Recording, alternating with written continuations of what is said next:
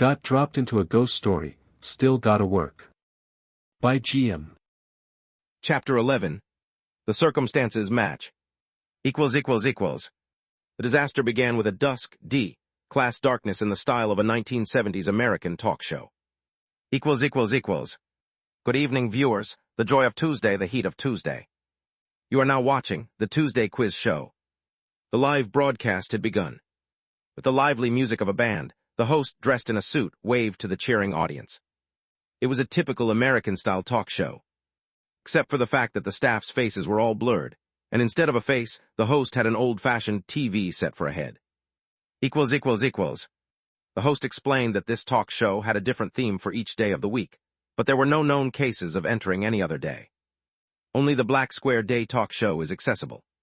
Have you all been waiting for Tuesday? So have I. After all, it's the only day we get to see our lovely new quiz show contestants. It matches. The field exploration team entered the Black Square Day talk show from the 12th session, fully equipped with a list of answers for the main corner, quiz. Over the course of 99 explorations from session 12 to session 110, they successfully escaped without casualties. Prizes included. Incredibly, for the past several weeks, there hasn't been a single contestant who got an answer wrong. It's unbelievable, truly.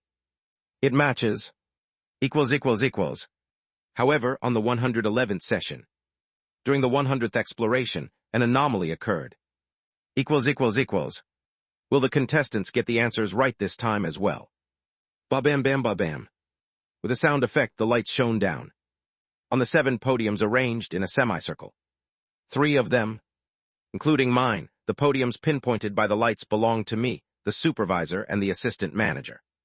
Mr. Badger, Ms. Falcon, and Mr. Rodeer. Give them a big round of applause. Ooh. Invisible audience members clapped. I felt like I was about to pass out. Could it be? Could it really be? Breaking news. The host made a fuss and received something from the staff. It's been quite some time since all the contestants got the answers right, hasn't it? The total duration is a whopping 98 sessions. This will be the 99th, haha. I was saved. It's not the 100th. My heart almost leaped out of my chest. Yeah, the odds of it landing exactly on the 100th session are actually low. I almost grabbed onto the podium in relief, but I held back. It was clearly stated in the PDF of the Tuesday talk show, answers I had received earlier. If you disrupt the broadcast, you will be incinerated. It wasn't just a penalty, it was incineration. And this was a live broadcast. In other words, if anything strange happens, you're dead. Will the 99th contestants continue the winning streak and pass the baton to the 100th contestants? Or will this great record come to an end? Stay tuned and watch. I turned my head. Assistant Manager Yoon and Supervisor Park, standing on the other podiums, gave me light nods or smiled faintly, showing no signs of major anxiety. 99 sessions, with nearly 3 years of accumulated safety and a well-established pattern to the ghost story. They were acting like people who were certain this time would be the same. Deep breath. It's fine. It'll be fine. I took a deep breath in and then exhaled. Now, Mr. Rodeer. Yes. Are you nervous? Yes, it's my first time participating in a quiz show like this.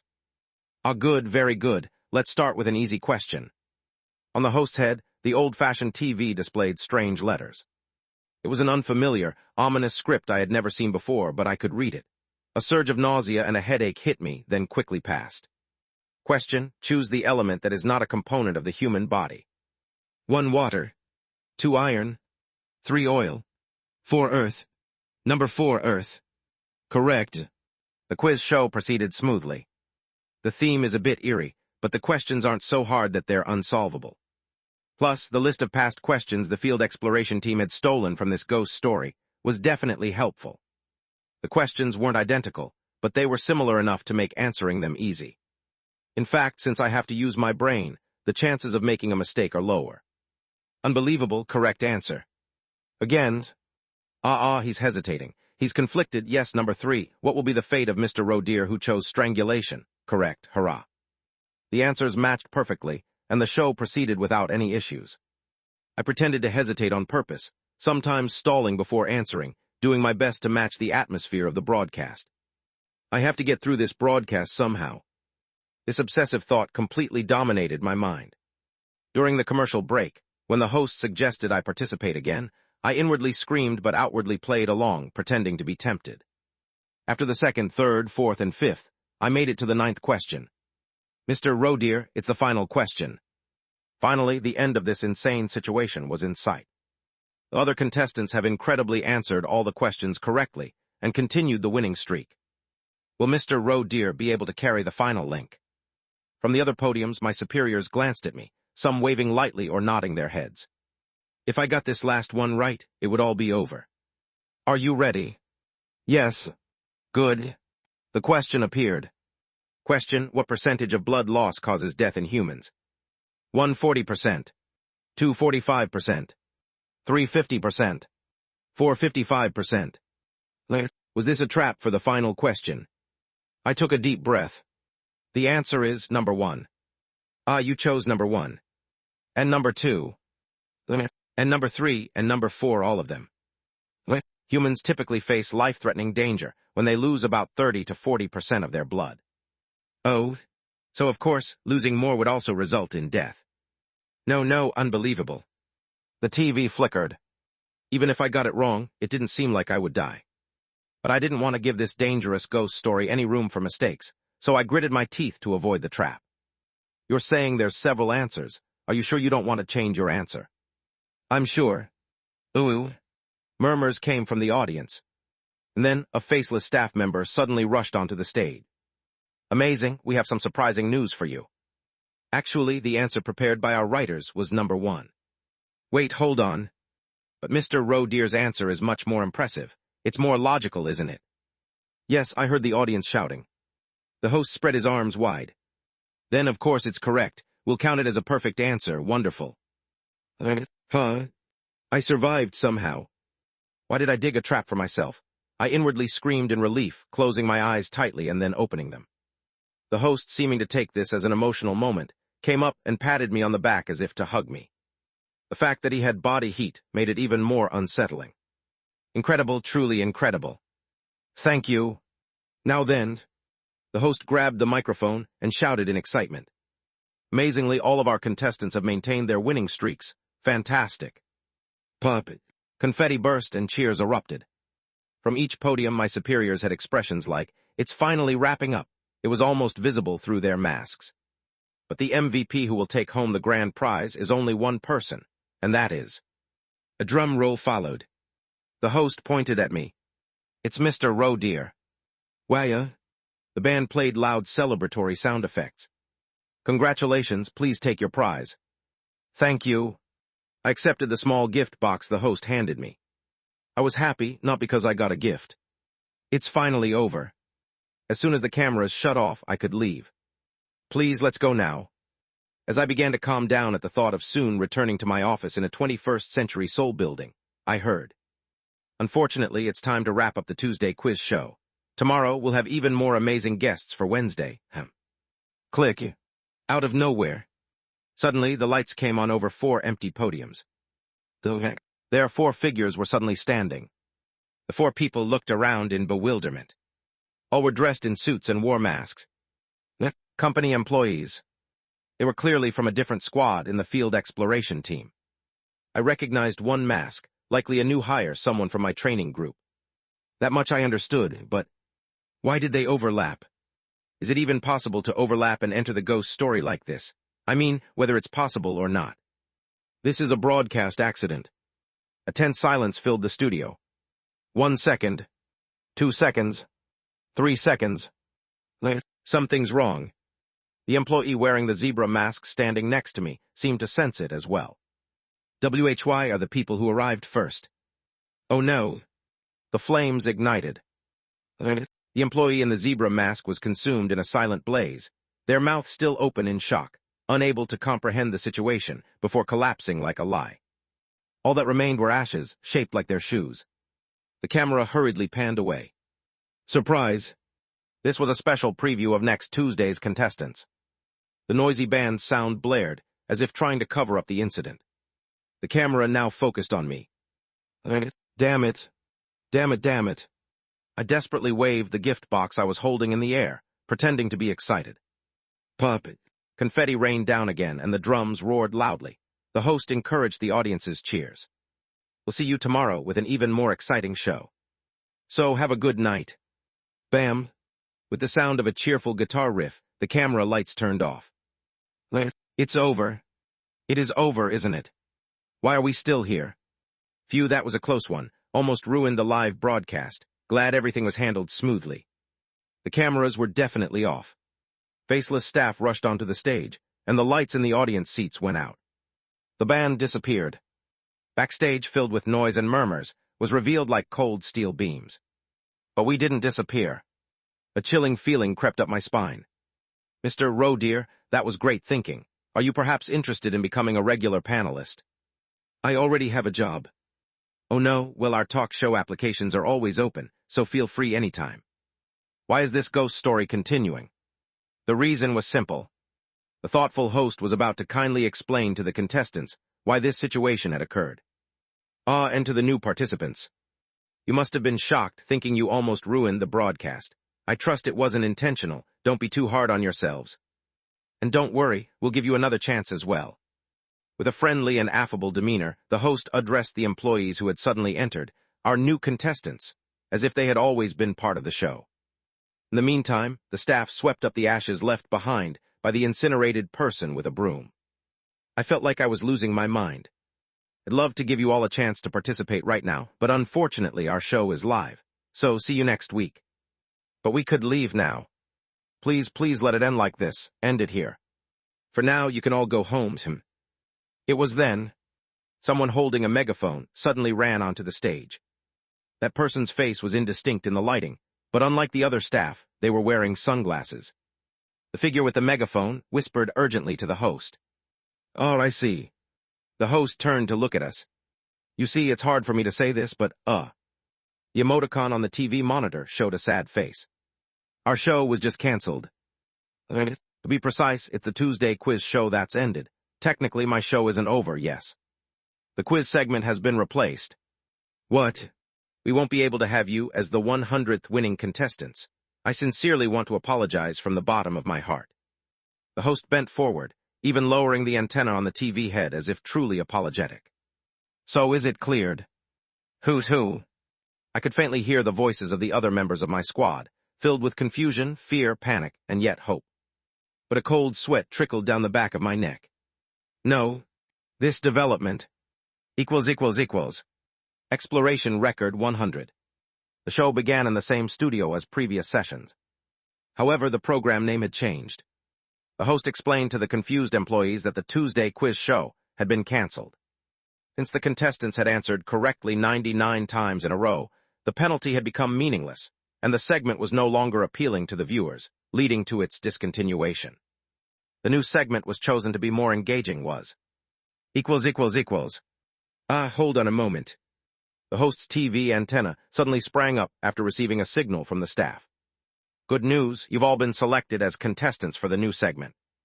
And since it's pre-recorded this time, it'll be even easier than before. Haha. Let's start filming right away. Although I'll only be playing a supporting role, I'll do my best to ensure it's a great show. Wait. The assistant manager from our squad raised her hand with a grim expression. We've already participated in the show, so we'd like to go back. You want to leave before the filming is finished? The TV screen buzzed as it got close to Assistant Manager Yoon's face. Oh dear, it was all written on the application postcard.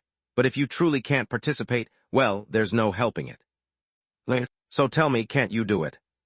Assistant Manager Yoon slowly moved her eyes, meeting mine from across the way. I shook my head ever so slightly. She must have realized it too. No helping it didn't mean they would let us leave. It meant they would incinerate us. You can do it, right? Good. An ominous silence. The studio was filled with the sound of the shallow breaths of pale, terrified employees. I was surely one of them. Was I even breathing? Oh, the tension is palpable. That's how it always is with new programs. Let's stay strong. Mr. Roe, dear, you performed wonderfully in the live broadcast. I'm sure you'll do great again this time. Was there no excuse I could give? No plausible way out? Yes, but I didn't expect to appear on the show consecutively. Ho? I could make a mistake, couldn't I? I gripped the podium so tightly my knuckles turned white. I should prepare a bit more and come back next Tuesday. Ah, look at that, the lights are coming on. 3, 2, 1. The host mumbled in an excited voice. It was no use. Completely absorbed in the broadcast, the host dashed toward the camera. Good evening, viewers. The joy of Tuesday, the heat of Tuesday. You're now watching the new segment of our talk show. I'm going crazy. Are you sad that the quiz show is gone? No need to be, because this is an even more advanced form of quiz show.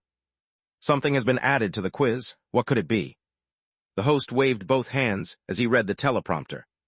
What pulls at the heartstrings more than anything is melody. Especially voices. Choirs are such a beautiful sound. Haha, no need for our band to feel left out. We've invited a true master of an entirely different genre. A new guest is about to appear. The set opened up to reveal a new figure. The stench of rusted iron and filth filled the air, accompanied by a massive, dark pig's head. The conductor of the choir of purgatory, the filthy, the vile, the master of great melodies, the butcher. That's right, the new segment is the Tuesday choir. Hell has arrived. Chapter 12. A terrible stench spread through the studio.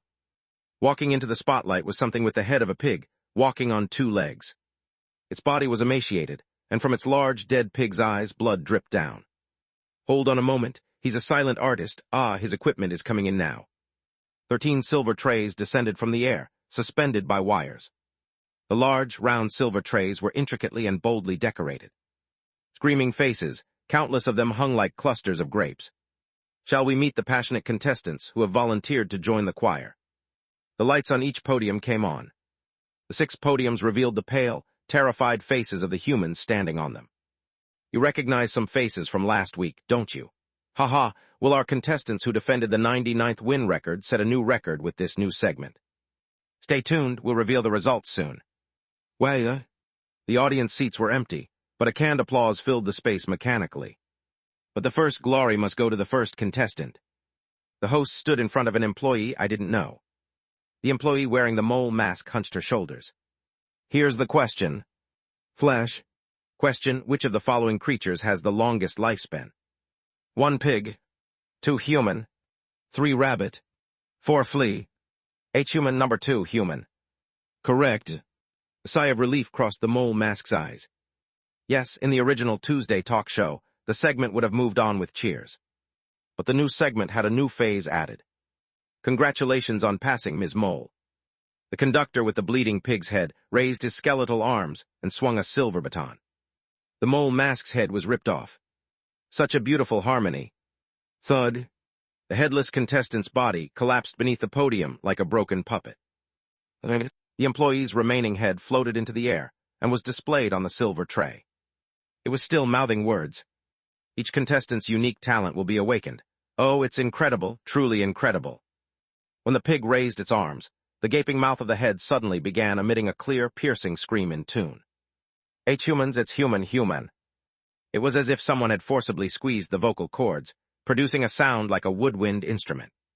The first choir member has taken their place. The choir practice had begun. They endlessly repeated the last words they spoke before losing their heads. Equals, equals, equals. The chorus of the sacrificial lambs consists of 1 conductor and 13 silver trays that are summoned. The heads of talk show contestants are placed on the silver trays, and their selection process is determined by that day's broadcast corner. Each head fused to a tray produces different phrases and instrument-like sounds, forming an a cappella. The highest number of heads recorded is 7. One head causes mild headaches, anxiety, and sudden mood swings. Equals, equals, equals. If you were just comfortably reading this ghost story, you might think only 1 head. For such a terrifying situation, it's manageable. But if you found yourself in this insane scenario, that thought wouldn't come to you. Not like the employee who was directly affected.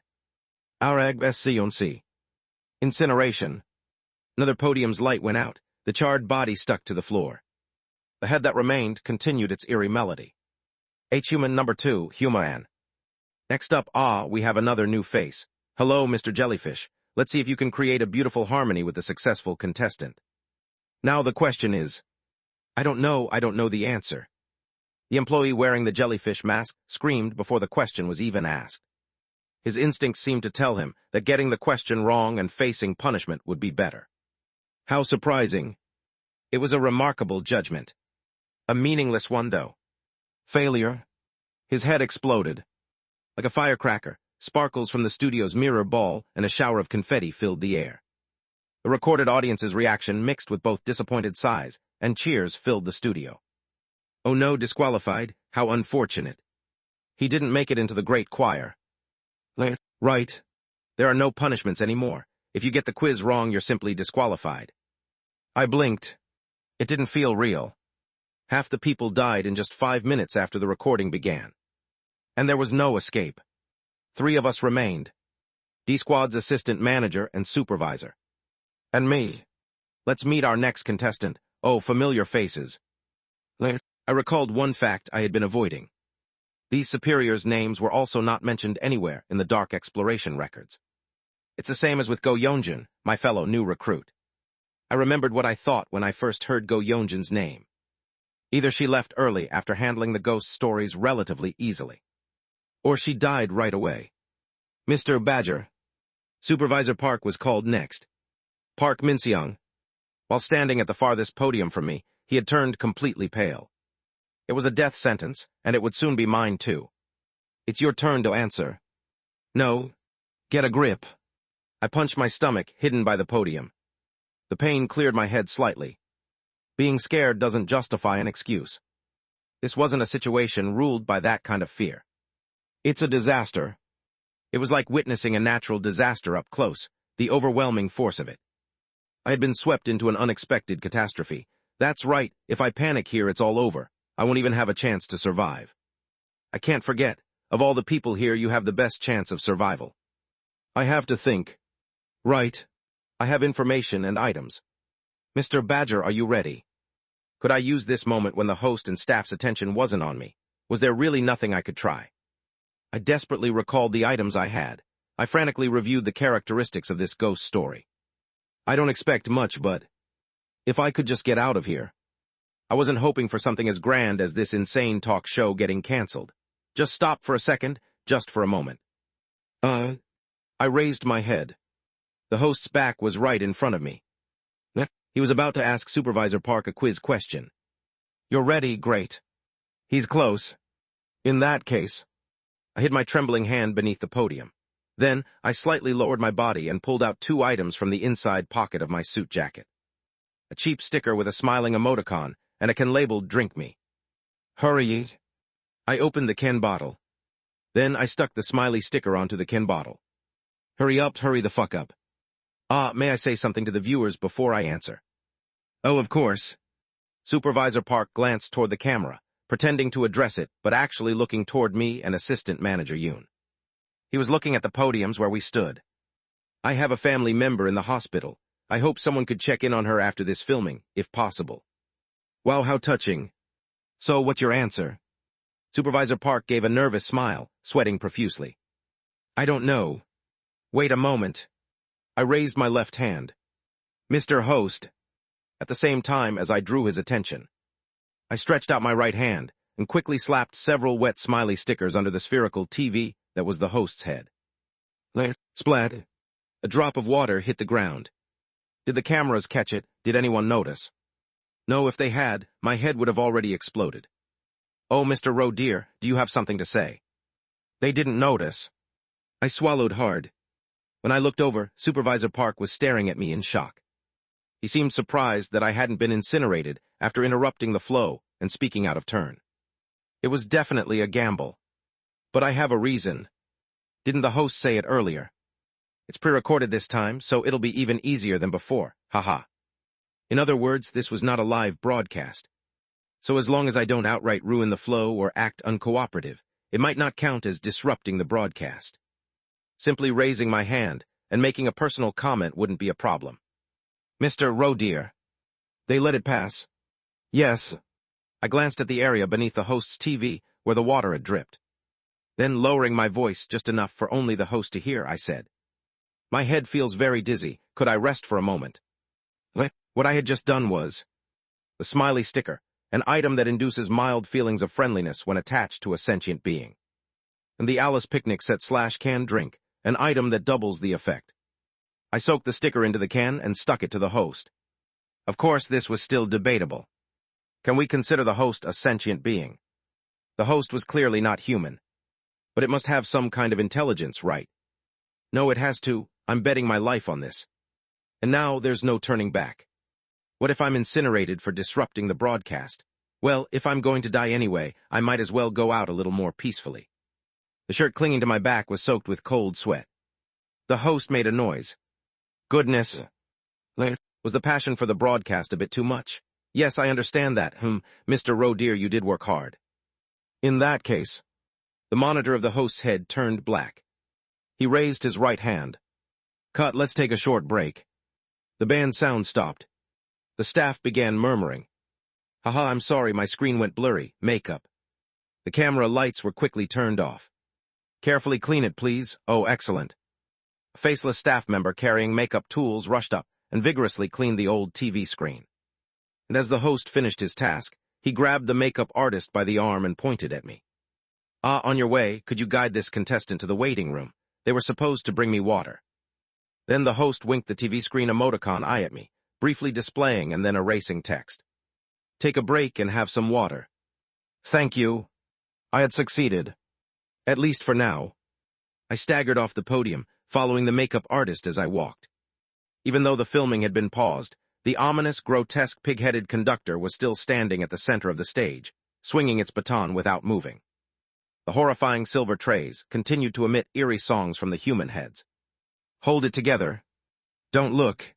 With stiff legs, I crossed the center of the stage. Filming will resume in 30 minutes. As I passed the podium on the opposite side, Assistant Manager Yoon slipped something into my hand. I quickly looked at her. I could read her lips. Check it alone. What is it? I was guided to the door behind the stage. Inside was a typical old Hollywood-style waiting room. Aside from the unsettling number of black and white broadcast posters plastered all over like talismans. Thank you. The makeup artist gave a silent nod and disappeared in a flash. Click. Who? I'm alive. Only for 30 minutes, but I had at least delayed my scheduled death. I need to do something during this time. And I had a new clue. I immediately opened my hand to check what Assistant Manager Yoon had slipped me. The item they had somehow managed to give me in this dire situation was a button. It was a button, the kind you'd attach to a suit. But it was also a button in the sense of something you could press. It seemed like it had a mechanism inside that would trigger something when pressed. There was only one way to find out, and I didn't have much time. They gave this to me thinking it would help. I pressed the button immediately. Beep, beep, beep. Click. This is Lee Jae-hyun. Who's this? This is Assistant Manager Yoon Hae's call button, though. Section Chief Lee Jae-hyun. The squad leader of the field exploration team's D Squad, who was supposed to be on a field assignment, had answered through the button. Chapter 13. Dark Exploration Records. When entering a ghost story, data transmission and communication usually become impossible, isolating the participants. This is the typical structure of a ghost story. But stories become more interesting when there is interaction and conflict. I vaguely remember reading in a ghost story that some teams in Daydream Inc. have a disposable item that allows for emergency communication. Is this button one of those? While my mind raced to deduce the situation, my mouth started talking immediately. Time was of the essence. Are you the leader of D Squad? Yes. I'm Kim Solium, the new recruit in D Squad. I have something urgent to report.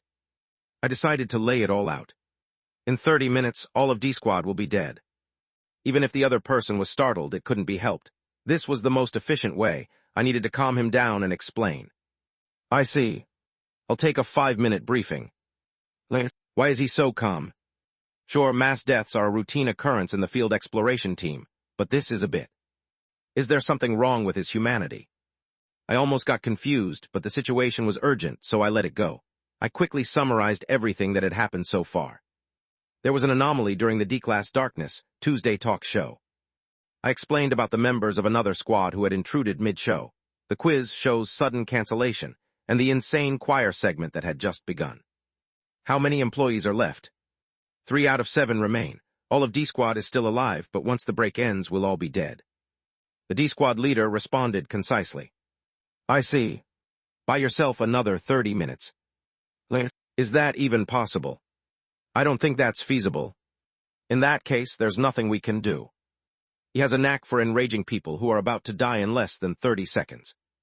I don't have time to waste on this nonsense. It's true that the higher you go in the field exploration team, the more some employees seem to lack basic morality or common sense, but experiencing it firsthand is truly infuriating. Does he think his team members' lives are a joke? I was about to hang up and figure things out on my own when... Wait a second. What would change if we had 30 more minutes? Why did he ask for more time? Right. If you could hold off until 55 minutes from now, I could get approval from the security team and rent the strongest weapons and entry devices. His low voice explained calmly. The entire process, even if handled retroactively, would take about 40 minutes, and it would take an additional 15 to 20 minutes to enter the darkness. If that process is completed, could D-Squad be rescued? Probably yes. Field exploration team member capable of entering an A-class darkness alone and suppressing the supernatural phenomenon using special equipment. The only people capable of that would be a named character. The person I was talking to had to be one of the employees I'd read about in the dark exploration records. Someone with a significant or memorable role. Chills ran down my spine. Several candidates flashed through my mind. My brain was spinning. Stealing equipment from the security team? Yeah, that's impossible. Correct. The security team's operations are heavily restricted to maintain narrative coherence in the ghost stories, and their security is airtight. It's true that such an act would be impossible based on the rules.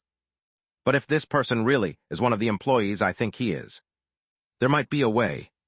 I swallowed nervously and asked, May I ask what mask you wear, sir? If he said the nickname I was thinking of. Lizard. It's you. Section Chief. We had 20 minutes left. Based on what you've told me, I've come up with a plan. Let's go with this. Mr. Rodeer. Break time was almost over. Holding a water bottle from the waiting room, I returned to the talk show set. Human number 2, human. Against the backdrop of 2 employees who had been exposed to choir practice for several minutes and whose complexions had drastically worsened, the host with the old TV for a head extended his hand toward me. Are you feeling better, ready to create the best broadcast ever? Yes, thank you for your consideration. A contestant's condition is key to delivering the best moments on the show. His tone was surprisingly friendly, considering the host's previous behavior. It seemed the smiley stickers effect was still active. So far, things are going as expected. I carefully chose my next words. You really put a lot of passion and energy into this show, Mr. Host. I think that's why you always make such captivating broadcasts. Perhaps it was the most extreme situation, but flattery was coming out of my mouth effortlessly, without a trace of shame.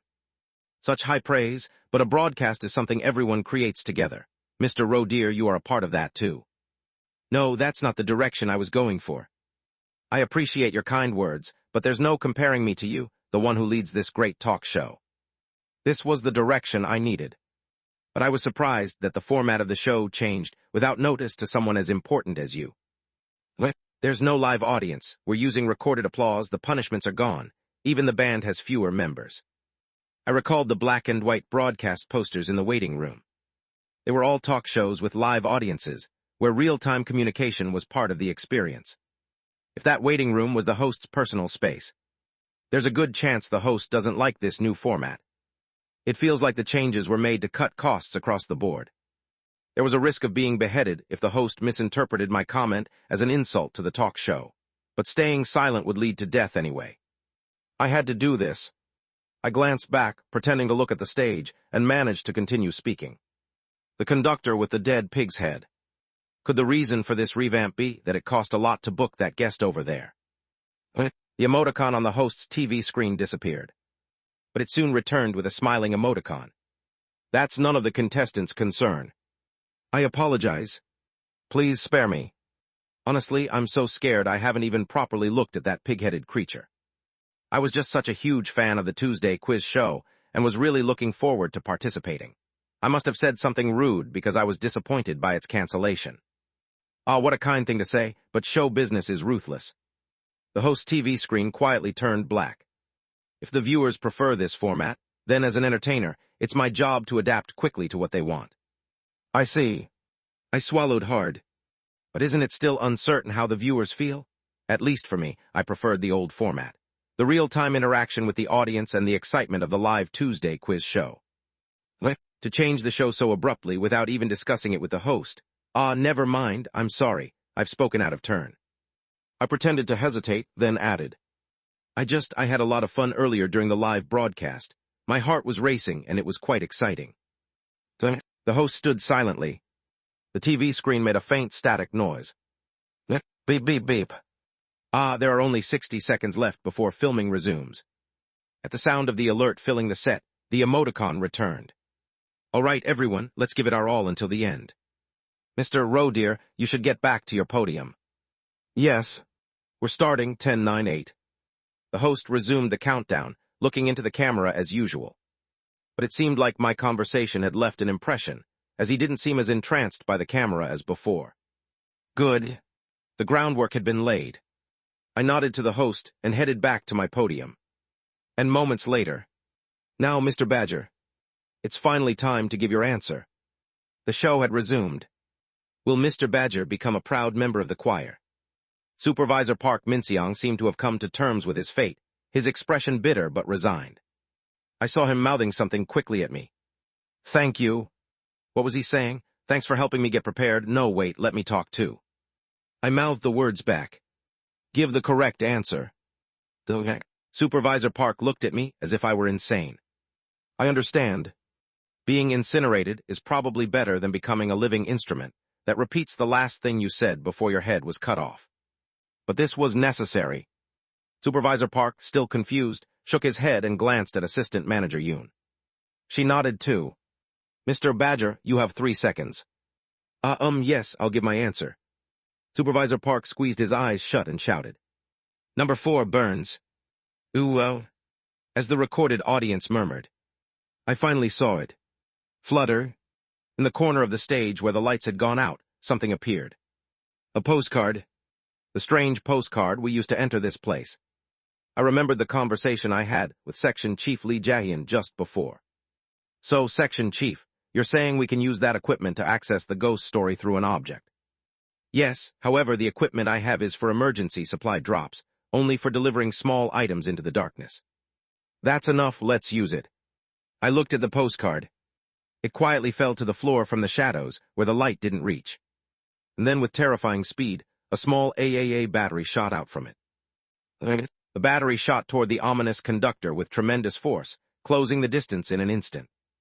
It struck one of the silver trays. Throw it with all your might, sir. The thick tray crumpled as if pierced by the battery. The sheer physical force was unbelievable. As expected, I recalled the description of Section Chief Lee Jae-hyun from Dark Exploration Records. Employee D. Nickname Lizard. Final position Team Leader. One of the few combat specialists in the field exploration team. Known for solving ghost stories, which usually require wit and strategy by brute force. If the body suffers, the mind suffers even more, is that right? Conversely, when his brute force doesn't work, it signifies that true doom is upon you. If we had tried to attack the pighead conductor directly, I might have experienced that doom firsthand. But a silver tray. He's a staff member with a physical exorcism works in ghost stories gimmick, so I thought it might work. And I was right. The tray was almost punctured, leaving a deep dent. In that case, despite sweating profusely, I couldn't help but smile in satisfaction. Wow, Mr. Badger, that's the correct answer. Normally, this would be the point where the correct contestant's head would be ripped off and added to the choir on another silver tray. But the conductor's reaction to his precious instrument being damaged. Mr. Conductor. The dead pig opened its mouth wide. Its decaying flesh tore apart, and its jaw dislocated unnaturally. The canned applause abruptly cut off, leaving the atmosphere confused and disjointed. It seems our guest is thinking of a new way to perform. I wonder what brilliant method they're coming up with. My heart is racing. The pig began to scream. The split mouth emitted a horrific sound. The contestant is waiting. Mr. Conductor, please welcome him into the choir. A terrifying scream rose in my throat. What did I just do? What kind of horrific mistake have I made? Did you see the worm that spawned from the ground? How I want to sing, how I made the wrong choice, judgment indeed. Praise to the silver throne, death. The band's sound drowned out the scream. Huh? This is insane. Drip, drip. Red spots appeared on the podium. It was my nosebleed. But I had to cover my ears. I had to block out the sound, but the band's sound was fading away. You, drip, do not respect the show. I lifted my head. Amidst the silence, whoosh, the grand and ominous guest at the center of the stage burst into black flames and turned to ash. It was a scene I had seen many times before. Incineration, a punishment the host carried out autonomously. In the D-class darkness known as the Tuesday Quiz Show, this was the fate of any contestant who disrupted the broadcast. But now, did a D-class darkness incinerate an A-class darkness entirely? Something's wrong, something's very wrong. All I intended was for the host to lose his temper at the guest's incompetence, causing today's broadcast to be cut short. As expected, the essence of a show isn't in flashy guests, but in staying true to its core. I looked around. The staff, the lights, the band, the recording equipment, the cameras. All of them were burning and turning to ash. Only the host's old TV screen flickered with color, glowing brightly. The joy of witnessing, the thrill of communication, the excitement of unpredictable developments, anticipation. You black creators don't understand that. You don't deserve to make shows. But I do, I can make them. The host raised his arms majestically, like a liberator. He turned to me. Mr. Roe, dear. Thank you, you've given me a new vision. My mind feels so clear. Ah, yes, from now on I'll accept participants for the show on different days of the week. The host stared directly at me. I can tell you have the talent of a show creator. I hope you join the crew of my new talk show as well. Mr. Roe, dear, Mr. Roe, dear. This is bad. New participants, a new set, new music, a new season. I'll invite you when the filming is ready. But it's such a pity today's broadcast had to end this way, but your passionate participation was very impressive. Let's meet again in the next show. It worked. I blinked. Beyond my blurring vision, I saw the suited figure with a TV for a head wave as he disappeared. In the next moment, I realized I was sitting on a brightly lit, quiet office sofa. I turned my head. Supervisor Park and the assistant manager Yoon, both bleeding from their noses and ears, were staring at me with dumbfounded expressions. And I realized, I'm alive. Waya, you amazing bastard, you crazy idiot. Mid the shower of cheers and hugs, I slid down onto the sofa. I'm alive. I escaped. The collector. But that wasn't the end. Supervisor Park, still hugging me, quickly pulled something out of my suit pocket. It was the Dream Essence Collector. It was filled with golden liquid. Unlike the time when I cleared the F-class ghost story, this time the color was A-class. Ro, you cleared an A-class darkness after just 2 days on the job. Chapter 14. A new employee on their third day at Daydream Inc. Who? Go Yeonjun cautiously sat down at her desk just as lunch break was ending. This self-taught medical professional who hadn't even taken the state exam believed she was adjusting well to the situation. Her superiors in the R Squad weren't particularly warm, but they weren't overly territorial, nor did they push her into life-threatening situations. Most importantly, she had successfully cleared 2 F-class ghost stories so far. Didn't they say the average for new recruits was 1 or 2 per week? Clearing 2 in 3 days, even if they were low-level darkness, wasn't bad for a rookie. She was doing her absolute best to adapt to this insane company. Though she had nearly fainted when she saw the points for the wish ticket. After clearing 2, I only got 66 points. How in the world will I ever get to 500,000? But giving up wasn't an option. I'm going to do it. Go Yeonjun steeled her resolve. Are the other rookies feeling the same? She absent-mindedly looked at her phone. At the top of her Kakyodok messenger, there was a pinned group chat. Daydream Inc., new hires group chat. It was a chat room for all the new recruits. However, one person had yet to be invited. It wasn't because he was being excluded. No one had his contact information. That person was none other than the top recruit, Kim Solium. We should invite him, too. Even Baek Sahyun, the well-known figure, was already in the chat room, but strangely, none of them had ever run into Kim Solium in the company, so they hadn't had a chance to inform him. It made sense to be curious about what kind of intense first 2 days he had gone through. Should I try contacting him through the company messenger? She connected to the intranet and began searching for Kim Solium to send him a message. That's when it happened. Kadog kadog kakakadog. Suddenly, the group chat exploded with notifications. Did you see the announcement just now? Does anyone know Kim Solium personally? He's the top recruit, right? Did he seriously clear an A-class ghost story as a major contributor? Was Kim Solium the one wearing that weird horned mask? The heck? Wow, Ro, someone from upper management is saying you should be promoted to supervisor right away. Cough. I nearly choked on my medicine. But apparently it got immediately blocked because some people from other departments are foaming at the mouth in opposition, saying it's unprecedented. Oh, I see. Should I have said I was disappointed? But I wasn't disappointed at all, so that was the limit of my response. I set the empty medicine bottle down and rubbed my chest. We had narrowly escaped from the Tuesday quiz show that had transformed into an A-class ghost story, and we were now being treated in the infirmary, taking emergency medication. After all, we'd been bleeding from our facial orifices. Feeling better? Yes. It seemed the medicine was effective. Though the medicine from Daydream Inc. always seemed suspicious, the regular first aid meds were just exceptionally good at what they did. Darkness, you know, those bizarre creatures from urban legends. This is the kind of recovery medicine you take when you suffer supernatural damage from them.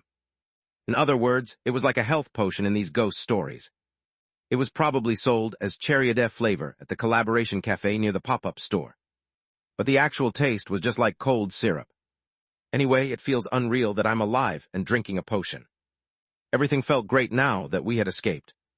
Living in the bright daylight, it's really such a good thing. But it seemed like my superiors were more concerned about something other than our sense of relief. How had this situation been reported and handled by the higher-ups?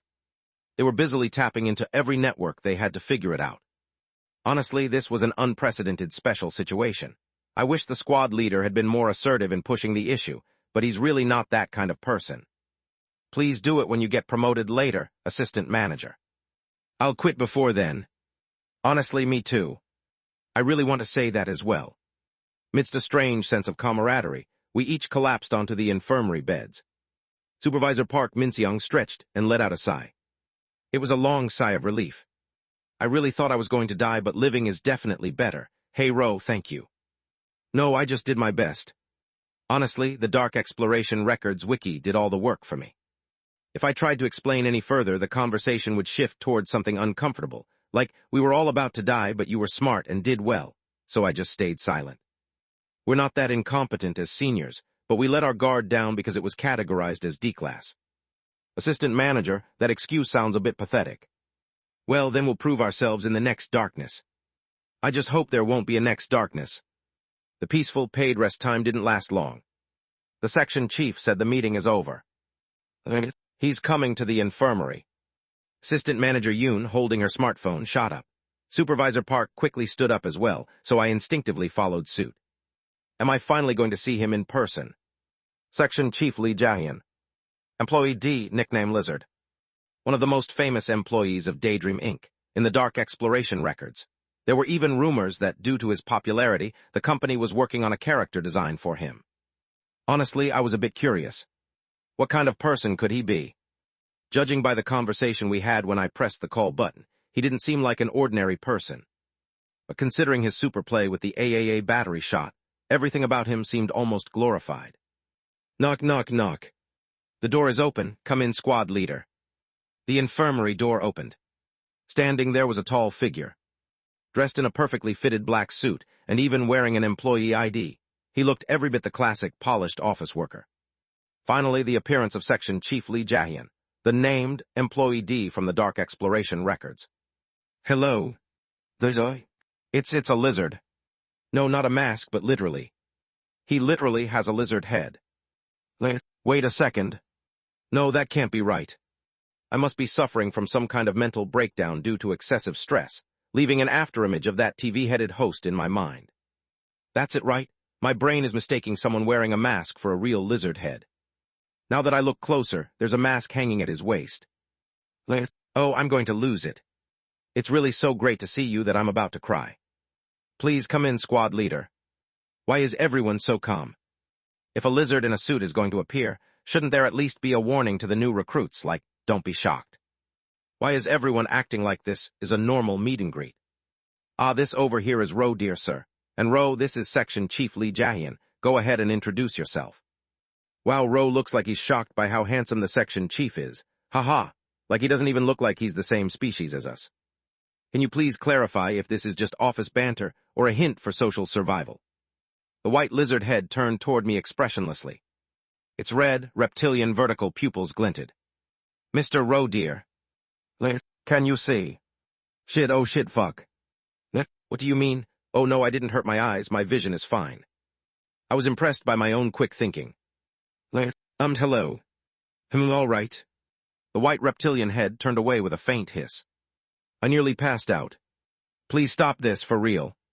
This world is too unfair if you have to suffer even after escaping a ghost story. What the hell is going on?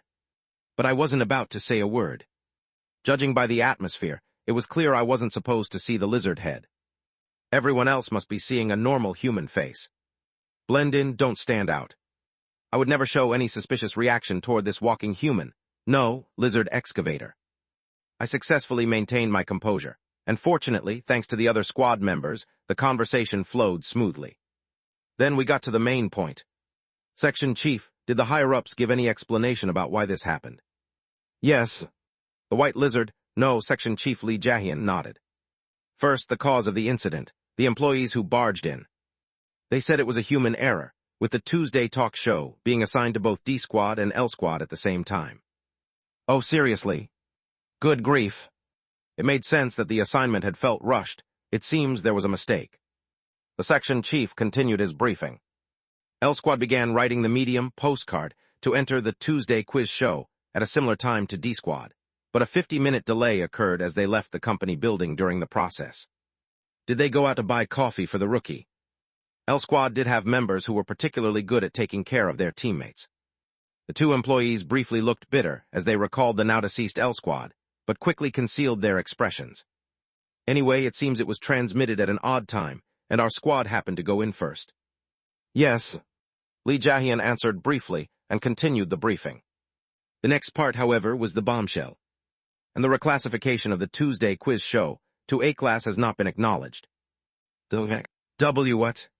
The absence of another group to cross-verify the situation and the relatively high initial survival rate, 43%, leaves it unproven whether the darkness was truly suitable for A-class classification. What the hell are they talking about when L Squad was wiped out? The collector, the Dream Essence Collector's liquid was gold. I've heard many times that gold signifies A-class. While the liquid in the Dream Essence Collector does have a concentration comparable to A-class, the possibility of extracting higher-class liquid from lower-class darkness in special circumstances cannot be ruled out. So, since the official company classification was D-class, no exception has been granted for the Tuesday quiz show. In other words, the company's stance is, let's not escalate a situation caused by an error, let's just quietly resolve it. Typical corporate behavior. They drive their employees mad, that's for sure. This is unacceptable. We should go and talk to them directly. Assistant manager, wait just a sec. Supervisor Park asked, in disbelief. The higher-ups took all the A-class liquid, didn't they? And yet, it's still ending as a D-class result. No, that didn't happen. Separate compensation has been arranged. Honestly, I'm not surprised. They're basically trying to keep us quiet by offering something in return. It's normal for a company to prepare some kind of hush money, unless they're utterly clueless. The only question was how much that compensation would be. I tried to avoid making eye contact with the lizard as I focused on Section Chief Lee Jae-hyun's, not snout, but mouth. Given the uniqueness of the situation and the verification of the Dream Essence Collector's liquid color, they've agreed to acknowledge that it was an exploration comparable to A-class. So, additional points will be awarded. For the successful clearance of the Tuesday quiz show, a one-time bonus of points equivalent to A-class will be awarded. The amount is 30,000 points per person. Supervisor Park and Assistant Manager Yoon froze as if struck by lightning. 30,000. Yes. Well, yeah. The basic point reward for A-class is 100,000 points. Assuming the points are divided among the number of people entering the darkness, with only 2 squads surviving, the estimate would have been under 17,000 points per person. But we just got nearly double that. And it didn't stop there. and a separate incentive has been awarded to the employee who played a decisive role in clearing the darkness. The lizard's head turned toward me. Kim Solium SSI. An additional 10,000 points awarded to the top contributor. A total of 40,000 points will be granted to you. I just filled 8% of the wish ticket in one go. Well, I was almost in a daze. Am I disappointed that the A-class clearance didn't officially get recorded? No, it's actually better this way. There's no benefit in standing out and getting a super-fast promotion in this world. What happens if expectations rise beyond reason? I'd surely be forced into even more difficult ghost stories, and the more I stand out, the harder it becomes to use the merch. Of course, there are special spaces and items that become accessible with a promotion, but priorities must not be mistaken. This is a world where one wrong move means death. And considering I was at death's door, I definitely don't want to go near A-class again. Looking at the points, it didn't feel like my efforts were wasted. Apparently, the others felt the same. I think I just heard my resignation come 3 years earlier. Same here. But soon they composed themselves and said to me, "Points aren't transferable, so this feels a bit awkward." Right, Row practically earned them all. No, it's fine. Honestly, even if transferring was possible, I don't think they would have given them to me for any reason. This isn't about character. These are people who got jobs in death zones to collect points for a wish ticket. For most members of the field exploration team, their points are something they would never give up. I'll make sure to keep this firmly in mind. Woohoo! They really came through. We immediately returned to the office and registered the points. Kim Solium / accumulated points, 40,100p. Whoa! I looked at the monitor. A 5-figure number. Honestly, it hit me differently. I survived and I scored big points. Assistant manager Yoon grinned. We should use the company card for a team dinner. Ooh. Let's go, Ro. Without hesitation, I replied cheerfully. Yes. And now, I'm watching the rare sight of a lizard eating premium beef. Sizzle. I'm trying my best to look natural as I watch the perfectly cooked beef disappear into the lizard's mouth. The squad leader's personality is a bit unique, but his skills are solid. Yeah, you're really lucky to be in our squad. Yes. It's almost certain I'm the only one seeing a lizard face. Having read about Section Chief Lee Jae-hyun physically destroying ghost stories a few times, I could understand why the team members were so favorable toward him. Anyway, ghost stories or not, the beef was delicious, and I found myself enjoying the dinner more than I expected. At least it's not uncomfortable. I also realized that having a little alcohol really helps ease the fear.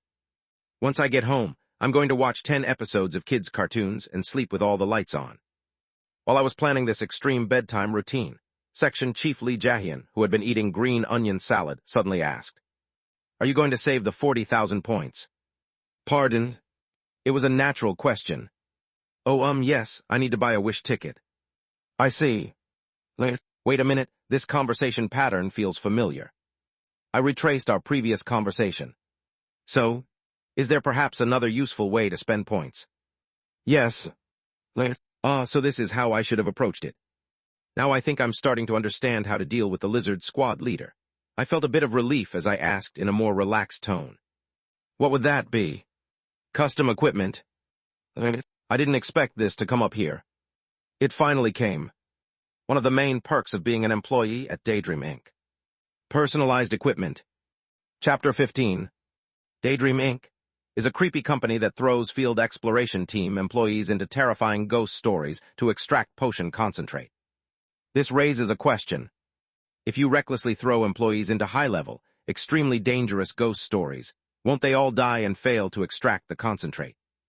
To address this concern and make the progression of ghost stories more convenient, there's a setting where employees can obtain custom equipment that becomes more powerful as they are promoted. However, this isn't overly detailed. If they started breaking down the equipment into specific tiers and classifications, it would no longer be an internet ghost story, but a massive game setting. To make it easier for anyone to participate in the storytelling, a more convenient system was added. Customized personal equipment. Employees who have proven their usefulness can receive supernatural equipment supported by the company. Of course, this doesn't mean that ordinary employees wield cartoonish superpowers, just a slight boost in special abilities. It's more about creating convenient situations. Still, it's great that it even exists. I unintentionally looked at squad leader Lee Jae-hyun with hopeful eyes, but when I made eye contact with the lizard, I quickly lowered my gaze. I'm really not getting used to this. Oh, can I make custom equipment? Yes. Could you explain it to me? Yes. After asking 3 times, I finally got a detailed explanation. Still, it was fascinating. This is something I only knew bits and pieces about. The scattered mentions from dark exploration records were now being organized and explained by the section chief. Custom equipment can be made using specific ghost stories owned by the company. Right, they'd use the ghost stories, of course. Toy maker of the Cheerful Lab / Qturwi 07. Kind Seed Kit / Qturwi 99. The offering of the Ritual / Qturwi 404. In my memory, these were the 3 ghost stories mentioned in connection with equipment creation by Daydream Inc. employees. Among them, the one most used by the field exploration team is that. Oh, it just so happens this is a ghost story that can only be used during moonlit nights. While my squad members gladly accompanied me for the experience, I headed with the section chief to the annex next to the company building. Seizing the moment while the iron was hot, my superiors urged me to go now. Oh, this place is where relatively safe and useful ghost stories are kept in isolation. Assistant Manager Yoon explained. The company usually calls these Twilight Class. I already knew that. Officially, these ghost stories are classified as E-Class. However, simply calling them E-Class doesn't quite fit the classification system. They're carefully selected, useful ones. Some are far stronger than D-Class or less dangerous than F-Class, which is why most people refer to them by their unique name, Twilight. Ro, you saw that radio on your first day, right? It's useful because it tells you your fortune for the day. It's similar to that. After Assistant Manager Yoon scanned her employee ID, the first-floor entrance to the annex revealed a staircase leading down. And as we descended the stairs, we found a dimly lit reception desk with a figure sitting behind it. The figure was peculiar, dressed entirely in black with a mask, sunglasses, and even a hat. Was this an employee? Supervisor Park immediately rushed forward. Hello, we're Field Exploration Team's D Squad, visiting for new recruit training. We're requesting access to Twilight Class Ghost Story number 99. The dark figure gave Supervisor Park a brief, scrutinizing look before nodding. With a nod, they pressed a button on the desk, and one of the emergency doors behind them opened. Creak. Beyond that door was a corridor lined with countless other doors. Don't open any other doors by mistake. Actually, they're probably locked, but let's not even touch the handles. That's sound advice. I nodded silently and began walking. Soon we stopped in front of the door labeled 99, and Assistant Manager Yoon placed her employee ID on the reader. Click. Let's go in. I lifted my head. Moonlight was pouring into a greenhouse overgrown with weeds. And in the center, a rusty machine stood bathed in moonlight. == Dark Exploration Records / Ghost Story. Kind Seed Kit. A ghost story featured in Dark Exploration Records. Daydream Inc. Identification Code Qturwi 99. It treats objects as plants, extracting genetic information to crossbreed and sow them. Operates using moonlight as an energy source. == That's right. If you put 2 objects in, it mixes their traits to create a new item. This was the ghost story primarily used by the field exploration team for making custom equipment, and it certainly had the atmosphere of a ghost story. This is the darkness our department almost exclusively uses. I stood in front of the rusty machine and asked, Does it cost points to use this? Yes, for the Twilight Class darkness stored in the annex, you have to pay a usage fee to activate them. Oh, by the way, this one costs 1,000 points per use. Wait a minute, isn't that a bit odd? If it's equipment necessary for exploring ghost stories, shouldn't the company be subsidizing it instead of charging fees? As hopeless as this company is, they should at least cover that, right? Oh, once you become a supervisor, you can use it for free twice a year. Maybe I should have gotten promoted after all. So most people wait until they're supervisors before using it. Usually you only have to hold out for a year at most. I thought it over. There's definitely a reason Section Chief Lee Jae-hyun considered this useful, even though it costs points. Even though he's known for relying mostly on brute force, I figured his instincts are sharp, too. If a high survival rate employee gave special advice, it's probably the right decision to follow it. If investing 1,000 points could increase my survival rate early on, that would be the right call. Though my hands are shaking a bit. I'd like to try using it now. Okay. Supervisor Park gave a cheerful response, but then seemed to realize something and whispered. But first, you know you need existing equipment to put in, right? Something with useful abilities to use as a genetic marker. Oh, right. I'd already confirmed that in this ghost story's exploration records. == Exploration Record 5. Employee N inserted a tumbler and a backpack. The tumbler was a special item, liquid poured after sunrise doesn't empty until sunset, owned by Section Chief Choi Black, while the backpack had no special attributes.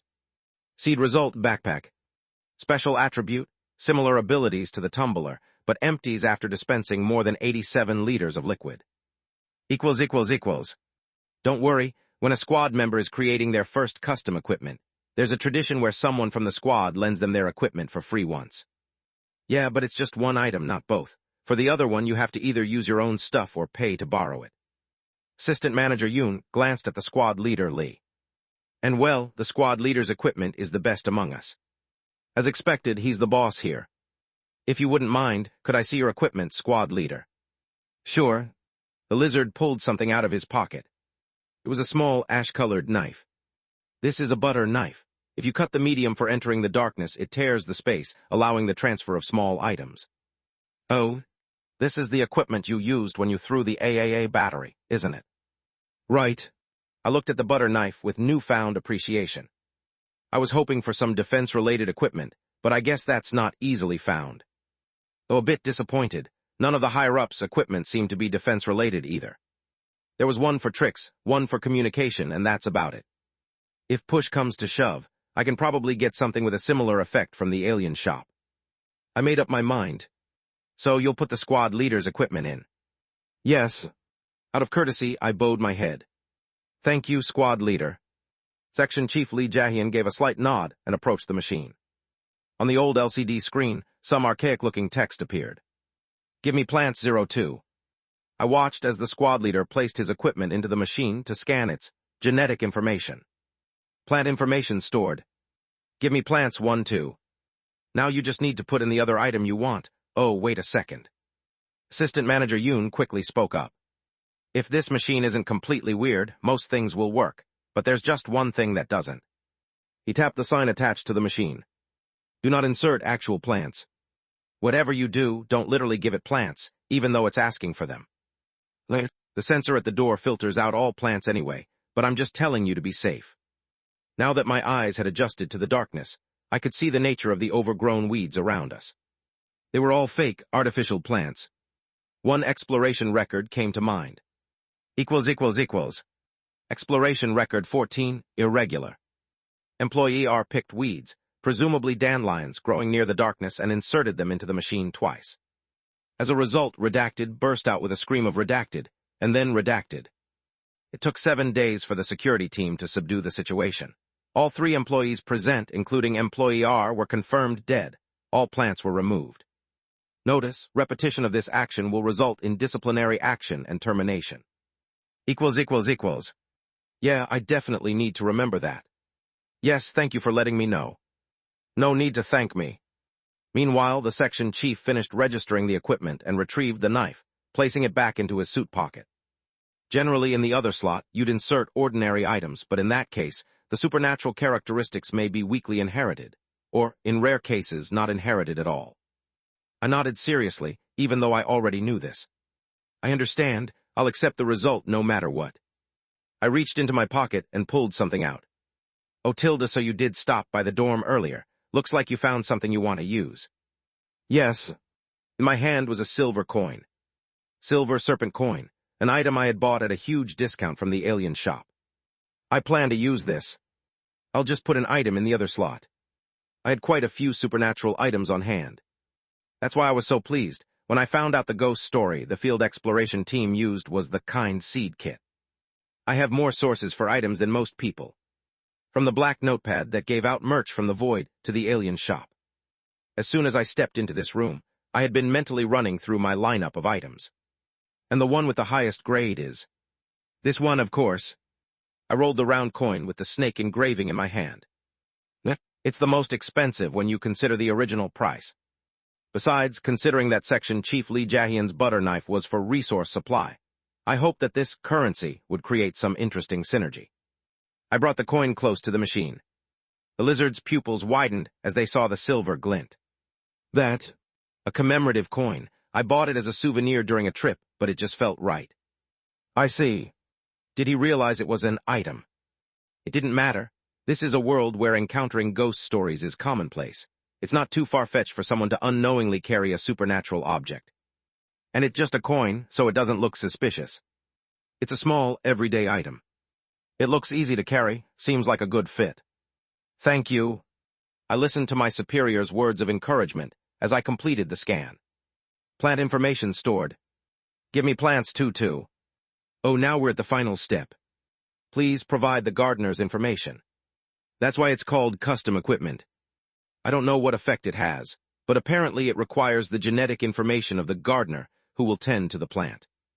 This step seems to have different effects depending on various factors. Though conflicted, I completed the scan. Information confirmed. Here it comes. Combining genetic information. Kit in progress. Colored smoke billowed from the machine, accompanied by the creaking sound of gears turning. Sewing complete. Hiss. The front drawer of the machine opened, revealing a small object. A gray coin. It looked like a toy coin you use in an arcade. Its shiny surface bore the engraving of a glove on the front. Oh, it's out. Congrats, Ro. I carefully reached out and picked up the item. It was my first piece of custom equipment. I headed straight back to the company dormitory afterward. My superiors also left, saying, "Get some rest and we'll see you tomorrow." It seemed they didn't want to make me do something stupid like test the equipment's abilities, while still recovering from entering the darkness. All right. I sat on my bed and took out both coins. One was the silver serpent coin I had used as the parent plant. The other was the gray coin that had been created by combining the silver serpent and the section chief's butter knife. Everything was great, but then, how do I activate this? It wasn't moving at all. Now that I think about it, the silver serpent coin wasn't exactly an item with explicitly stated supernatural powers either. Could this toy coin, which looks like it should be used as currency, really be the equipment I got? Sweat began to form on my forehead. Fortunately, my worries were soon dispelled. So it does work like this. I tried a classic action. I flicked the coin with my thumb. At that moment, the glove engraved on the front of the coin popped out, becoming real. A translucent silver glove appeared in midair. The glove moved as if miming, writing something in the air. Insert coin. It's asking for a coin. I rummaged through my wallet and pulled out a 101 coin, offering it to the glove. But the glove rejected it. What? Is it asking for a different currency, or perhaps? How about this? I offered a 501 coin. The hand happily accepted the coin, slipped it between its fingers, and vanished with a magical gesture. Was it about the amount? This equipment operates strictly on capitalist logic. As I stared in disbelief, the translucent glove floated toward my hand and merged with it, as if it were being worn. A strange sensation washed over me. A third hand. In front of me, a shadow-like projection of my hand appeared. It moved according to my will. I could push against walls, open bathroom doors, even write with it. Its strength and precision are about the same as mine. In summary, if I feed it a coin, it becomes a telekinetic third hand that can move for a few seconds. The range is roughly about 3 meters. If 501 gets me 5 seconds, that's not bad. Soon after, the shadow hand disappeared, and the translucent glove smoothly detached itself from my hand. With a wave, as if bidding me farewell, it re-engraved itself onto the front of the coin. Not bad at all. This isn't a tool that overcomes spatial limitations between ghost stories and reality, like the section chief's butter knife. But in exchange, it feels like I have a wider operational range within a ghost story itself, making it seem quite versatile. Of course, there's the limitation of how many 501 coins I can carry in my suit while running around. But this is a successful pull. It's great that the coin didn't reveal itself as a supernatural item and just blended in. Work hard for the 1,000 points I invested. I pocketed the coin alongside my other items. While I was at it, I restocked my used-up smiley sticker and grabbed another can. Humans really are creatures of adaptation. I lay down on the bed.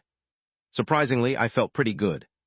Even though closing my eyes brought back vivid images of that terrifying talk show, I could sleep decently as long as the lights were on. Maybe it's because the situation ended well. I did have some decent luck.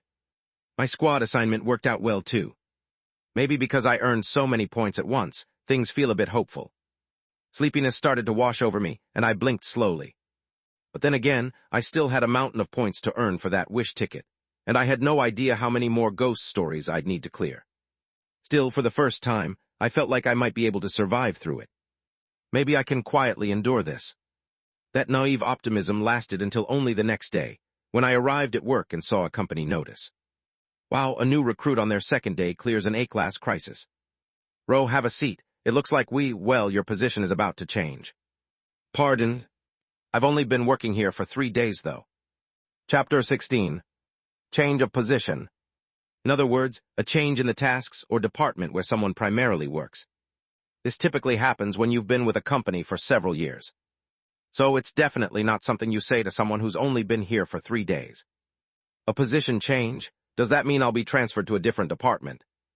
I was desperately holding back from saying, "What are you talking about right after lunch?" and instead asked politely. Well, actually, yeah. Did you see the notice? It just went up. With a sinking feeling, I immediately checked the company intranet. Notice of employee rewards for resolving special incident Q-Turwady 43. Q-Turwady 43 is the Tuesday quiz show. And to summarize the contents, wow, a team solved a special incident in a D-class ghost story and extracted A-class essence. Now that's impressive. We'll be awarding a total of 100,000 points to the team. You saw that right? You can do it too. Forget work-life balance, work like a beast and earn those points. Be like D-Squad. And right there, clearly listed as the key contributor receiving 40,000 points, was my name, Kim Solium. I wish this were a dream. And the worst part, if this notice was what caused my position to change, then I felt a chill seeing the assistant manager's hollow expression. Finish reading it. Yes, ma'am. Yeah, D-Squad, well, we achieved something unusual this time. No way. Does that mean the entire squad is being reassigned? Not exactly. It just means the type of work we'll be doing is changing. Assistant Manager Yoon downed her coffee in one gulp. Up until now, we've mostly been assigned to manage ghost stories with completed manuals. Wait a second. Now they want us to handle ghost stories without completed manuals. In other words, they're going to throw us into ghost stories with no data.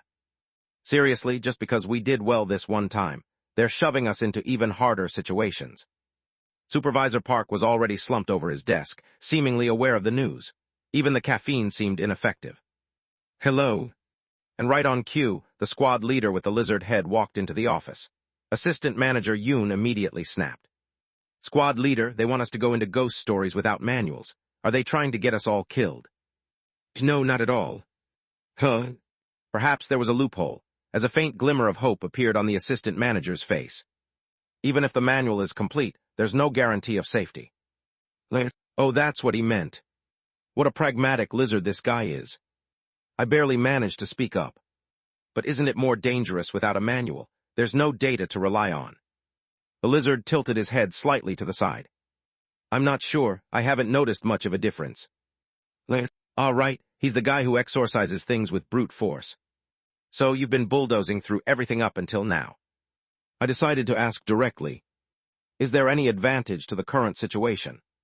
Yes. What kind of advantage? Additional points are awarded. Supervisor Park suddenly lifted his head. Typical of people obsessed with points. How much more, squad leader?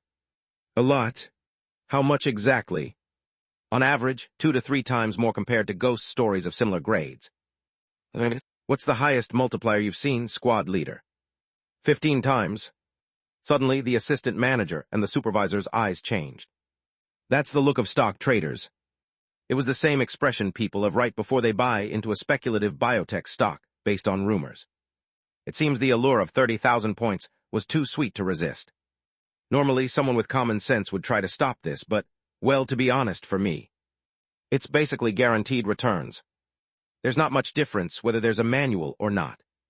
I already know more detailed information from the exploration records than any manual could provide. So then, it's like a triple points event, right? And so, a short while later. Let's go. Yes, sir. Without any resistance, D-Squad accepted the new assignment and set off. Let's earn those points. Our destination was the 17th floor. From the 20th to the 17th floor, it's mostly used by the development headquarters. Assistant Manager Yoon frowned as she pressed the buttons. And the 17th floor is where the researchers who scout for new darkness work. Ding! As the elevator doors opened, a white, artificial-looking office space typical of a combined laboratory and office came into view. Standing there, already waiting for us, was someone who extended their hand. Wow, Tilda, is this the friend I've been hearing about? Awesome, just awesome, Tilda. Definitely someone above my rank. I reflexively shook the outstretched hand. I'm Kim Solium, nice to meet you. Oh, you've got good manners, too. The man in a white lab coat and glasses looked fairly young, but considering the strange nature of this world, I decided not to jump to conclusions based on appearances. After greeting the rest of D-Squad, the man turned back to me. I'm Kwak Yikeng from Research Team 1. Nice to meet you. Looking forward to working with you. I look forward to working with you too.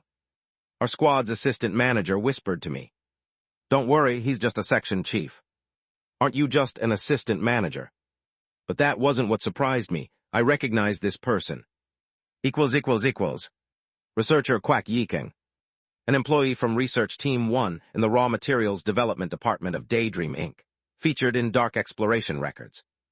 Frequently mentioned in the early records of explorations into newly registered darkness.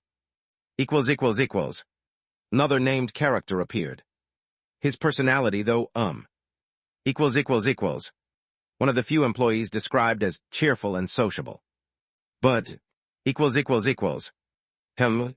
I quietly followed the squad without revealing my thoughts.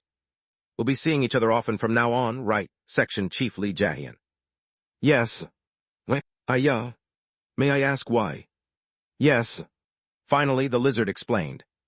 Research Team 1 studies and standardizes methods for entering new darkness. So, you'll frequently meet D-Squad, as you'll be the ones exploring the new darkness that hasn't yet been documented. In short, they're the team that assigns us our work. They find new darkness here and pass it on to the Field Exploration Team's Advance Unit. Oh, come on, you always explain things in such a difficult way, Section Chief Lee, and you're not even a researcher. The research team's section chief patted the lizard section chief on the back. The lizard's unblinking pupils shifted toward him, as if confused. It kind of felt like watching a thriller movie. Anyway, today's darkness is ready for you to enter. Don't forget your Dream Essence collector, all right. Assistant Manager Yoon's face briefly flashed an expression like, why is this guy from another department telling us the obvious? But Supervisor Park's frantic hand gestures stopped her from speaking out loud. Check the records of ordinary people who went in and came out, as well as the team that previously entered. Section Chief Lee Jae-hyun took the documents from the research team. Meanwhile, someone tapped me on the shoulder. I turned to find a grinning researcher talking to me. Hey, do you want to bet on whether it's D-Class or F-Class? Pardon? We like to play small bets among ourselves. You should try it, it's fun. No, thank you. I answered immediately. Is this guy out of his mind? What if they get audited, and this guy's talking gambling right in front of his boss? I glanced at the research team section chief reflexively. But this researcher shrugged. Hey, it's no big deal. It's not like someone's going to die because of a little bet. Haha, oh, look at that. Your expression didn't even change. You've got guts, Solium SSI. I was too dumbfounded to control my facial muscles. Isn't this crossing the line for a workplace? It's certainly fitting behavior for a researcher in a world based on creepypastas. Just kidding. The darkness we're dealing with today isn't life or death serious. A lot of regular people escaped from it, though the planning team did have a hard time covering up all the fuss the Disaster Management Bureau made about it, Tilda. When none of D-Squad's members responded, the Research Team 1 section chief just smiled and organized the remaining documents. Ho! The researcher who had been talking about bets looked over at us with a sneer, crossed his arms, and took on a casual, spectator-like stance. Is it really okay to act like that at work? I wasn't feeling great about it, but it's not like work in this company is ever exactly pleasant. What mattered now was the darkness we'd been assigned. What kind of ghost story was it? Oh, Ro, you should take a look too. Yes. I took the documents my superior handed me. I bet it's something I'm familiar with. And considering many civilians had escaped, it seemed like it wouldn't be too bad. At worst, maybe a D-Class story. I should be able to handle it without too much trouble. So no need to panic. Ro, did you read this? Something about portraits of clowns. Oh, if you see a clown ad, you get pulled in. Clown ad? No way, it couldn't be. Equals. Dark Exploration Records / Ghost Story. The Clown Hates You. A ghost story featured in Dark Exploration Records. Daydream Inc. Identification code QTurwD 210. It involves an endless hallway lined with various clown portraits, where people are doomed to wander forever. Upon closer inspection, the portraits aren't of actual clowns but grotesquely twisted people forced into clown-like appearances, with distorted grins. Equals. No way. Equals. The longer you stay, the more distorted and bizarre the portraits become. Those who go missing in this ghost story become new clown portraits. This is a rare, full-blown horror movie-style ghost story in terms of exploration records. Equals. Well, I scanned the exploration record with trembling eyes. Wait, it's really that? Wow, it's here. Full-on horror theme, way scarier than the convenience store ghost. Haha, well, let's head in then. Excuse me. Forget the triple points event, just cancel it, I don't want to go in. But of course, in society, words like that don't really fly. I opened my eyes. Before me was a dark, pitch-black hallway, no, more like a corridor just as gloomy as my future. The walls were plastered with grotesque clown portraits, each bearing twisted, unsettling expressions. Fuck. The method for entering this place was terrifying from the start. One watch a YouTube ad featuring a clown with a red nose, laughing maniacally, while staring directly at the viewer. 2, in any enclosed indoor hallway, a clown's hand suddenly appears from around a corner. 3, if you get too close, it grabs your wrist and pulls you into this hallway. I nearly passed out just from that part. This is insane. I looked around nervously. The exploration records played vividly in my mind, warning me of all the terrifying things that would happen no matter which wall I approached. Cold sweat trickled down my back. Honestly, anyone would be scared of this place, not just me. It's not that dark, we probably don't need to turn on our flashlights. Section Chief, shouldn't we wait until our eyes adjust to the dark? Right, close your eyes for 60 seconds. Yes, sir, responded Supervisor Park in a clear, confident voice. Are they serious? To calmly suggest closing our eyes for a full minute, in a dark hallway filled with unsettling clown portraits. Ro, close your eyes too. I guess that's the plan. Yes, sir. I pretended to close my eyes but instead stared at the floor, sweat pouring down my face. I just realized something.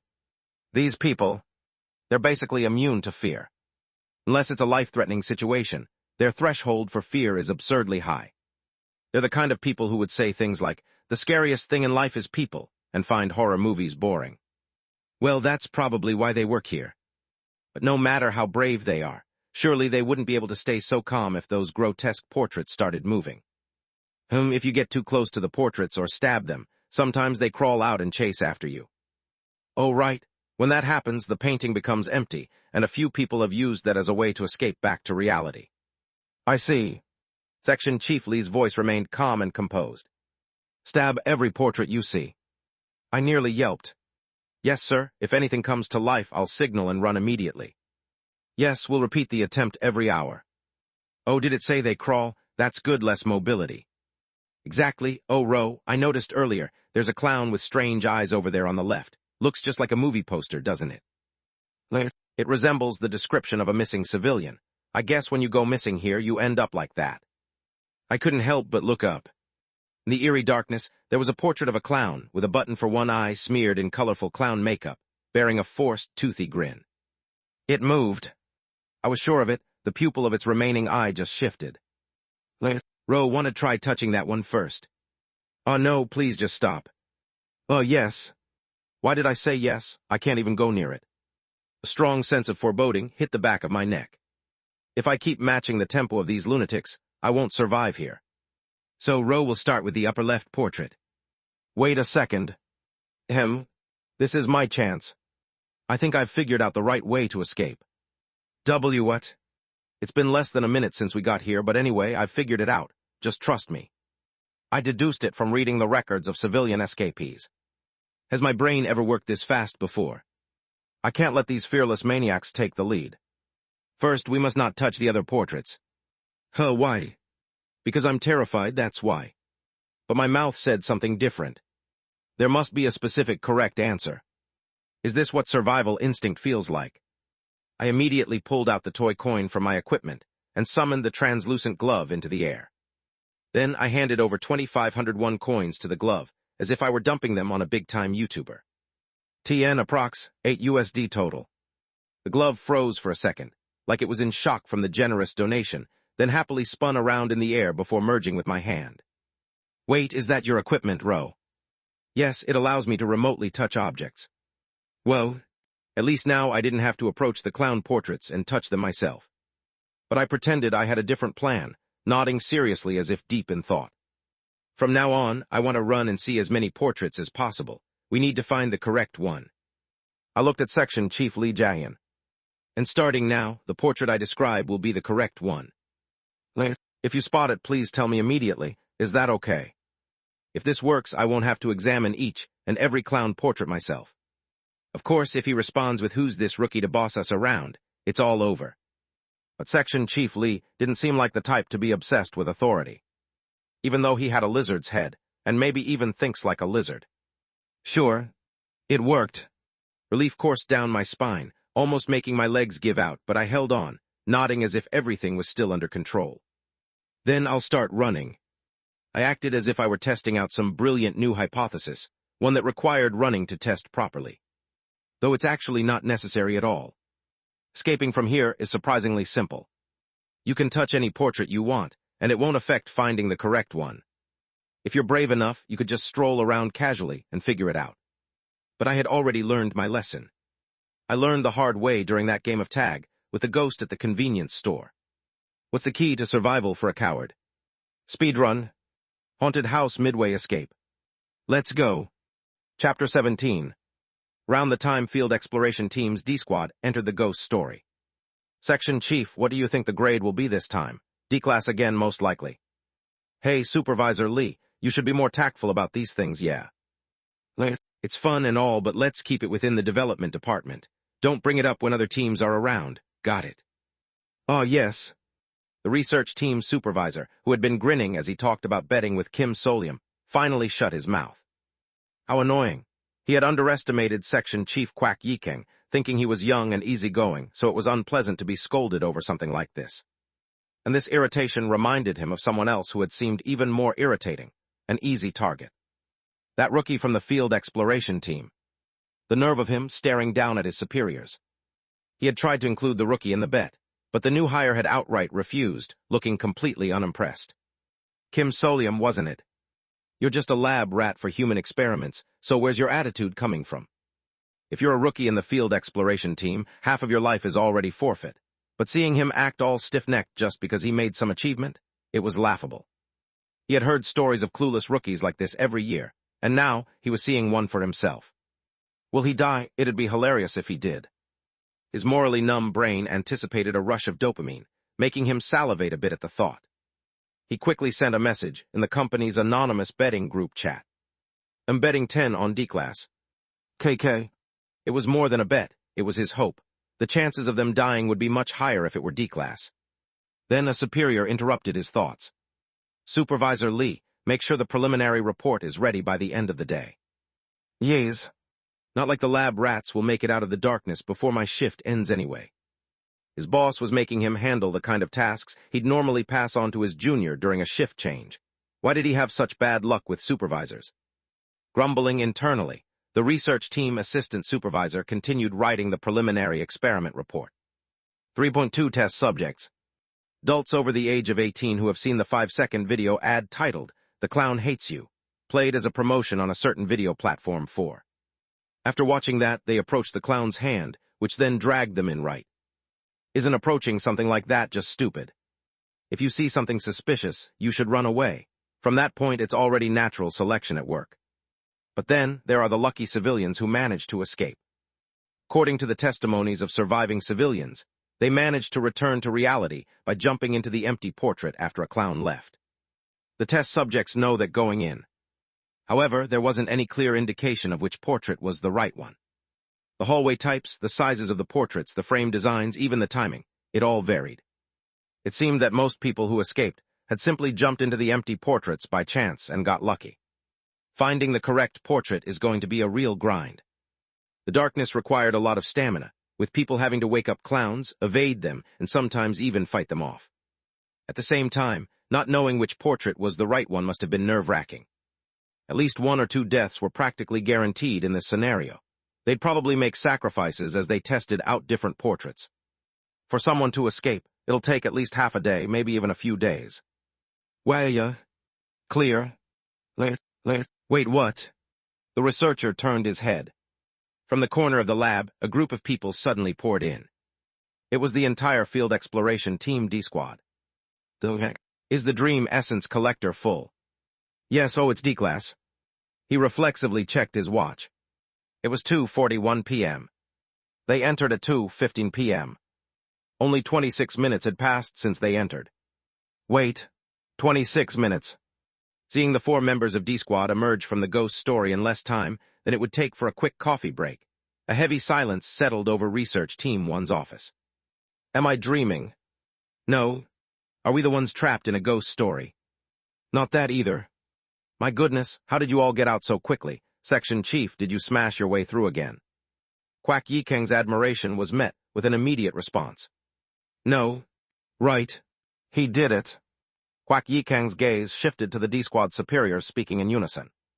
Nice to see you again. The rookie who had quietly been standing at the back bowed his head. It was Kim Solium. This friend did it.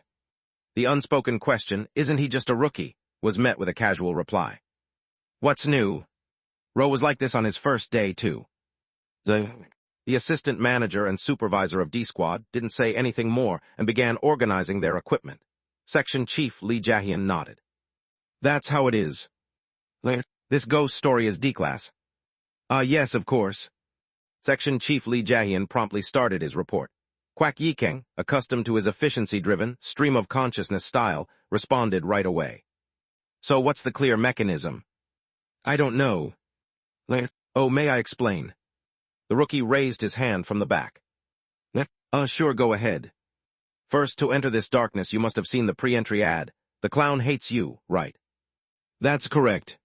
But the clown is not actually a clown. The clowns wear colorful makeup, smile cheerfully, and perform tricks. They're a type of traditional entertainer. But this clown wears monochromatic makeup and has a frowning face. There's a clear distinction. A faint smile flickered on Kim Solium's pale face before disappearing. And since the ad says, the clown hates you, I assumed it wouldn't chase us. After all, entertainers don't chase people they dislike. So I looked for the portrait with monochromatic makeup and only red lips, and I avoided all the other portraits. To be cautious, I kept a safe distance of 3 meters and remotely touched the portrait. He considered all that while clearing a ghost story in just half an hour, and based on the outcome. The clown didn't come out of the portrait. Instead, it quietly disappeared from the painting. This rookie had identified the correct solution. While previous civilians had been chased by clowns falling out of various portraits, D-Squad, interacting only with one from a safe distance, had figured out the situation perfectly. The researcher felt chills running down his spine. The rookie even factored in other variables. There was a record stating that shining light on the portraits would cause all the clowns to jump out, so he didn't use any light sources. Then how did you manage to identify the portraits from 3 meters away in such darkness? Oh, Kim Solium blinked. The section chief could see them just fine. Kwak Yikeng tried not to turn and look at D-Squad's section chief, who seemed like the embodiment of strength in human form. From now on, I believe future entrants should bring night vision goggles, and they should have no problems. I see, that makes sense. That concludes my report. Another heavy silence followed. Kwak Yikeng muttered quietly to himself. He figured all this out just from reviewing the pre-entry information. Yes, the rookie added, as if he'd just realized something. Maybe none of the people who entered before were familiar with American pop culture. Could it really be explained that simply? Solium SSI, did you study abroad or something? No, I didn't. Kim Solium answered immediately. I just happen to know a lot of random stuff. The researchers witnessed the rare sight of Kwak Yikeng, usually a smooth talker at a loss for words. I've also written a temporary manual based on this theory, Supervisor Park Min-seong was kind enough to lend me a notebook. Oh, I didn't do anything tilde row, you did it all. As Park's words echoed in the background, the researchers watched as Kwak Yikeng received the notebook from him. They craned their necks to peek inside. Sure enough, the hypothesis Kim Solium had explained earlier was neatly organized in the notebook. Kwak Yikeng quickly skimmed through it, then closed it with a smile. Interesting, let's test it. Yes. Thus, the prototype manual was completed, all thanks to a single person, a rookie no less. The researcher who had made the bet earlier briefly wondered if he was dreaming. Even if Solium had known about clowns by chance, how could someone come up with a theory and escape in just 30 minutes, even in a life-threatening situation? Number, does that even make sense? Could he be some kind of monster pretending to be human? But then again, there's no way something like that would get hired by the field exploration team. And besides, the Dream Essence Collector only reacts to humans, right? Squad leader, the research team wants that piece you brought back from the darkness. All right. Meanwhile, Section Chief Lee Jae-hyun handed over a piece of cloth he had been holding. What is that? Oh, squad leader Lee grabbed it when the portrait clown tried to escape. It was a torn piece of fabric from when squad leader Lee had sprinted 3 meters to grab the clown by the collar, preventing its escape. Are they birds of a feather? Were the two somehow related? Now that he thought about it, they did resemble each other a bit. Both had a slick, sharp appearance. The researcher nearly let his imagination run wild with absurd thoughts. And back to the rookie who had caused such shock and alarm. I'm alive. His heart was still racing from acting impulsively, not thinking of the consequences. Why did the clown have teeth? Why was it peeling off people's skin? Why was it sucking people into the sewer like balloons? Having witnessed all sorts of terrifying, animated clown portraits, he'd probably developed a fear of clowns for life. Another reason for insomnia added to the list. What amazed him was how he had managed to bluff his way through the situation, talking his way out of it. Wait, did I really pull it off? Wasn't I acting too suspicious? I hope they don't think I had a cheat sheet and end up dragging me to some secret lab in the basement of Daydream Inc. Just as Kim Solium was about to let his anxiety take over, Kwak Yikeng, who had quietly been holding the notebook, finally spoke. New hire Kim Solium, haven't you gotten your business card printed yet? Kim Solium, snapping back to reality, responded promptly. No, new hires don't receive business cards yet. Oh, don't play dumb, you know what I mean. Suddenly, something came to mind. The business card the host had handed him at the welcome party. If needed. 10-150-32-4865. The research team 1 section chief smirked. If you want to earn points faster, contact that number. I have a feeling you'll be calling soon. It sounded like a tempting offer. However, no thank you. Kim Solium responded without hesitation. If that's your decision. Kwak Yikeng shrugged and let it go lightly. Is there any particular reason not to? Haha. The reason was simple. More terrifying events? No thank you. His heart, still shaken by the recent ordeal, couldn't take it. Kim Solium had already decided to settle for the current triple points event, and leave it at that. Chapter 18. I'll be honest. Now it's been a month since I joined. Surprisingly, working at a ghost story corporation, it's actually bearable. While crazy, another clear in 30 minutes. Are they actually doing better than C-Squad? Hearing lines that sound like they belong in some YouTube web drama, spoken in real life, is surreal. Hey, enjoy it, all of this is your achievement. It was lunchtime. Assistant Manager Yoon, proudly carrying both the A and B menu options from the cafeteria, spoke coolly. By the way, we'd already cleared 1 case this morning. Thanks to Ro, I'm doing the crazy thing of clearing 12 new ghost stories in a month. No, it's all thanks to your excellent leadership. Leadership my foot, I'm just enjoying the ride. That's right, I'll buy beef today, Solium Sunbeam. Min-seong, ah, that's a bit. Hey, what's wrong with that? Ro's definitely more of a Sunbee than me. When a superior makes jokes like this, it can be surprisingly hard to react without feeling awkward. But whether it was a joke or genuine, Supervisor Park didn't wait for my reaction. Instead, he showed off his excitement, proudly displaying a screenshot of his monthly point accumulation. Already 5,000 points. Yeah. Supervisor Park Min-seong / accumulated points, 5,200 P. That's also how many points I earned in a month. Speedruns do work. I never imagined my survival tactics would end up like this. Most of the ghost stories were F-class or D-class, so it was manageable. It seems like high-level ones don't come around often. If they did, the world would have ended already with a "and so, the world perished" finale for this universe. Anyway, my superiors were more excited than I was. They seemed to find it more amusing since it wasn't their work. Probably the fastest record for a new hire in the company's history, right? Ooh. Now that I think about it, I've barely seen any of the other new recruits. Since I've been going in and out of the research team's office at the 17th floor daily, I haven't had many opportunities to meet the other squads of the field exploration team. And Baek Deoksu and I are still pretending the other doesn't exist. Maintain the crazy persona I adopted, I'd sometimes throw in over-the-top work-related jokes. You're going on a ghost investigation today, right? Want to bet on how many civilians die? The researcher who liked to gamble gave me some inspiration. Thanks, buddy. Anyway, seeing Baek Deoksu gritting his teeth and ignoring me showed that my approach was effective. Smooth sailing. I finished the last sip of my galbitang short rib soup and set the bowl down. Clocking out on time and getting bonuses. The cafeteria food's not bad either. In terms of benefits, this company would probably get a 3.5 rating or higher on sites like Employment Korea. Of course, there's the massive stress that comes with essentially spending every day in haunted houses where ghosts appear. Things I would have refused to do no matter what before. Well, that's just typical corporate life now, I guess. And just like any other job, the sense of accomplishment from getting results somehow makes you think it's not so bad. Assistant Manager Yoon spoke softly and quietly. At this rate, higher-ups are bound to take notice. Pardon? Your performance, I mean. You can chalk it up to luck once or twice, but not 10 times in a row. Assistant Manager Yoon squinted and grinned. Someone higher up will definitely want to take a closer look at you. When that happens, make sure to let us know. Tell the squad leader, too.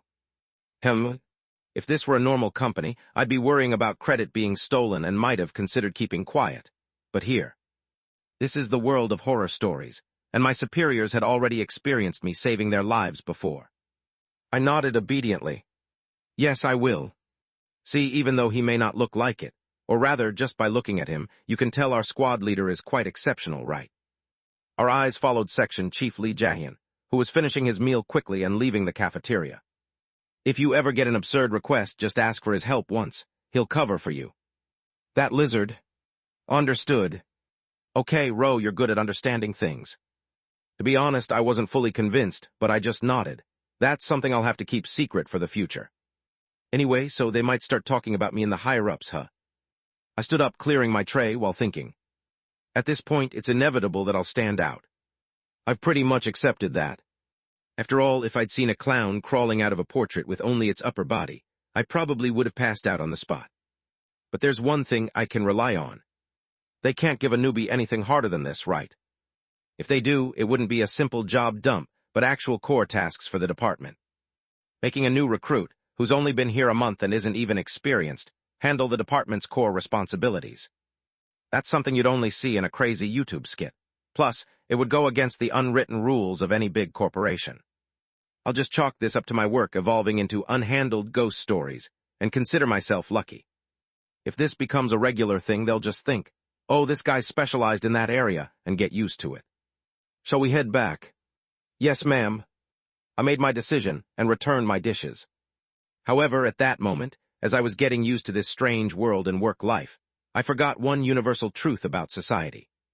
The one about, the nail that sticks out gets hammered down.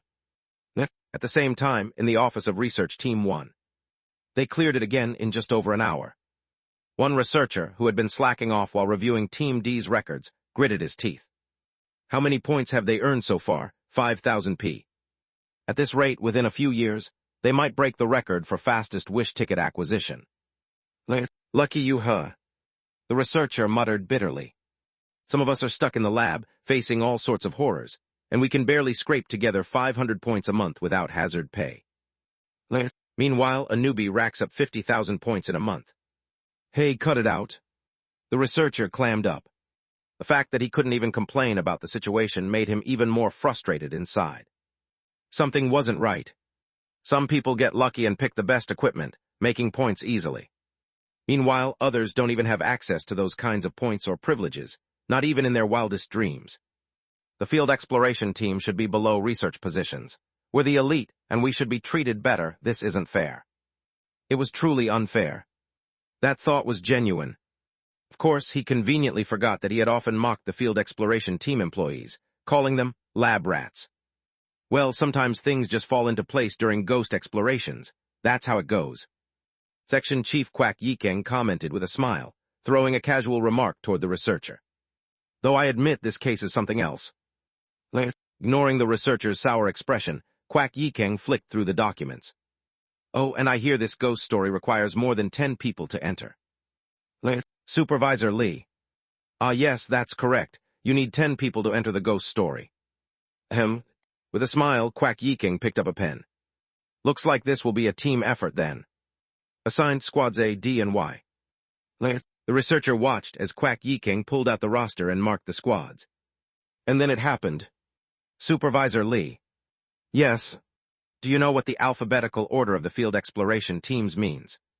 He did not. Since he was just doing his job on autopilot and keeping his head down, there was no way he would be well versed in the organizational structure of other departments.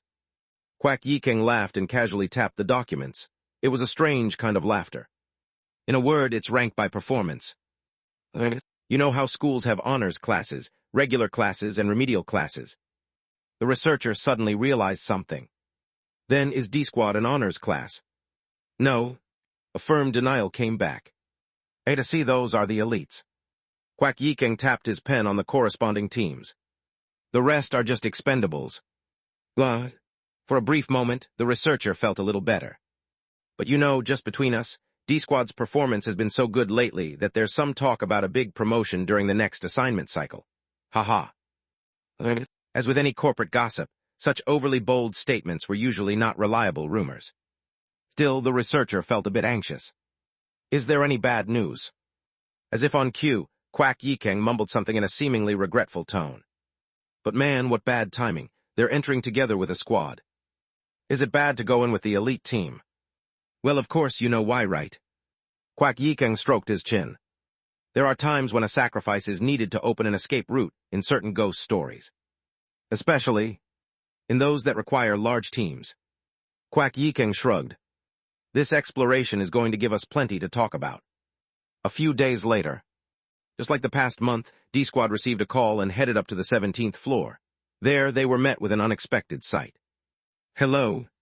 There were other visitors in Research Team 1's office. People wearing various masks. Are they from another squad in the field exploration team? I quickly counted the heads. There were about 7 of them. Among them was someone I recognized. Can it bring the dead back to life? It was the same new hire who had asked about the wish ticket at the orientation. That one wearing a cow mask was quietly standing with his head bowed, leaning against a desk. There was a slightly gloomy aura around him. His hair was long, especially for a man, to the point where you might expect the company to give him a hard time about it. Of course, it didn't seem like anyone in this room cared about such things. Oh, this ahem. As D-Squad seniors reacted to the people filling the office space, with some mixture of admiration and sighs. Oh, D-Squad is finally here. Come in, Tilda, let's start the briefing. Quack Yikeng appeared and began leading everyone into the attached meeting room. As we walked, I overheard Assistant Manager Yoon asking a question. Are we going in together with the other teams? That's right, that's right. Assistant Manager Yoon glanced around, then quietly walked over to me and whispered low enough that others couldn't hear. See those employees with the gold-marked masks? Yes, that's the A Squad. I knew. They're the elite team. In Daydream Inc., the company could only function if someone cleared the ghost stories and extracted the resources. To avoid a plot hole where the company collapses, there has to be a group of people inhumanly good at their job. That's why A Squad was known for having so many notable figures in the dark exploration records. I gave a small nod. A Squad consisted of 3 people wearing a butterfly, praying mantis, and teal duck mask. Then the person wearing the teal duck mask from A Squad spoke up. It was the voice of an energetic older woman. Oh, so you're that famous employee Kim Solium. Yes, it's a pleasure to meet you. I instinctively bowed my head, but cold sweats started to form. That Kim Solium, what kind of rumors are circulating about me? Right, if we get the chance, let's meet sometime. You've got a bright future ahead, kid. The woman passed by me and took her seat. That must be the leader of A Squad. Assistant Manager Yoon continued explaining. And the ones without the gold marks on their masks are the Y Squad. 3 people wearing masks without gold marks, plus the new employee with the cow mask that I recognized. There was a somewhat gloomy atmosphere surrounding them. The leader of Y Squad isn't a manager, just a regular employee, but don't worry about it. Just stay quiet. Yes, ma'am.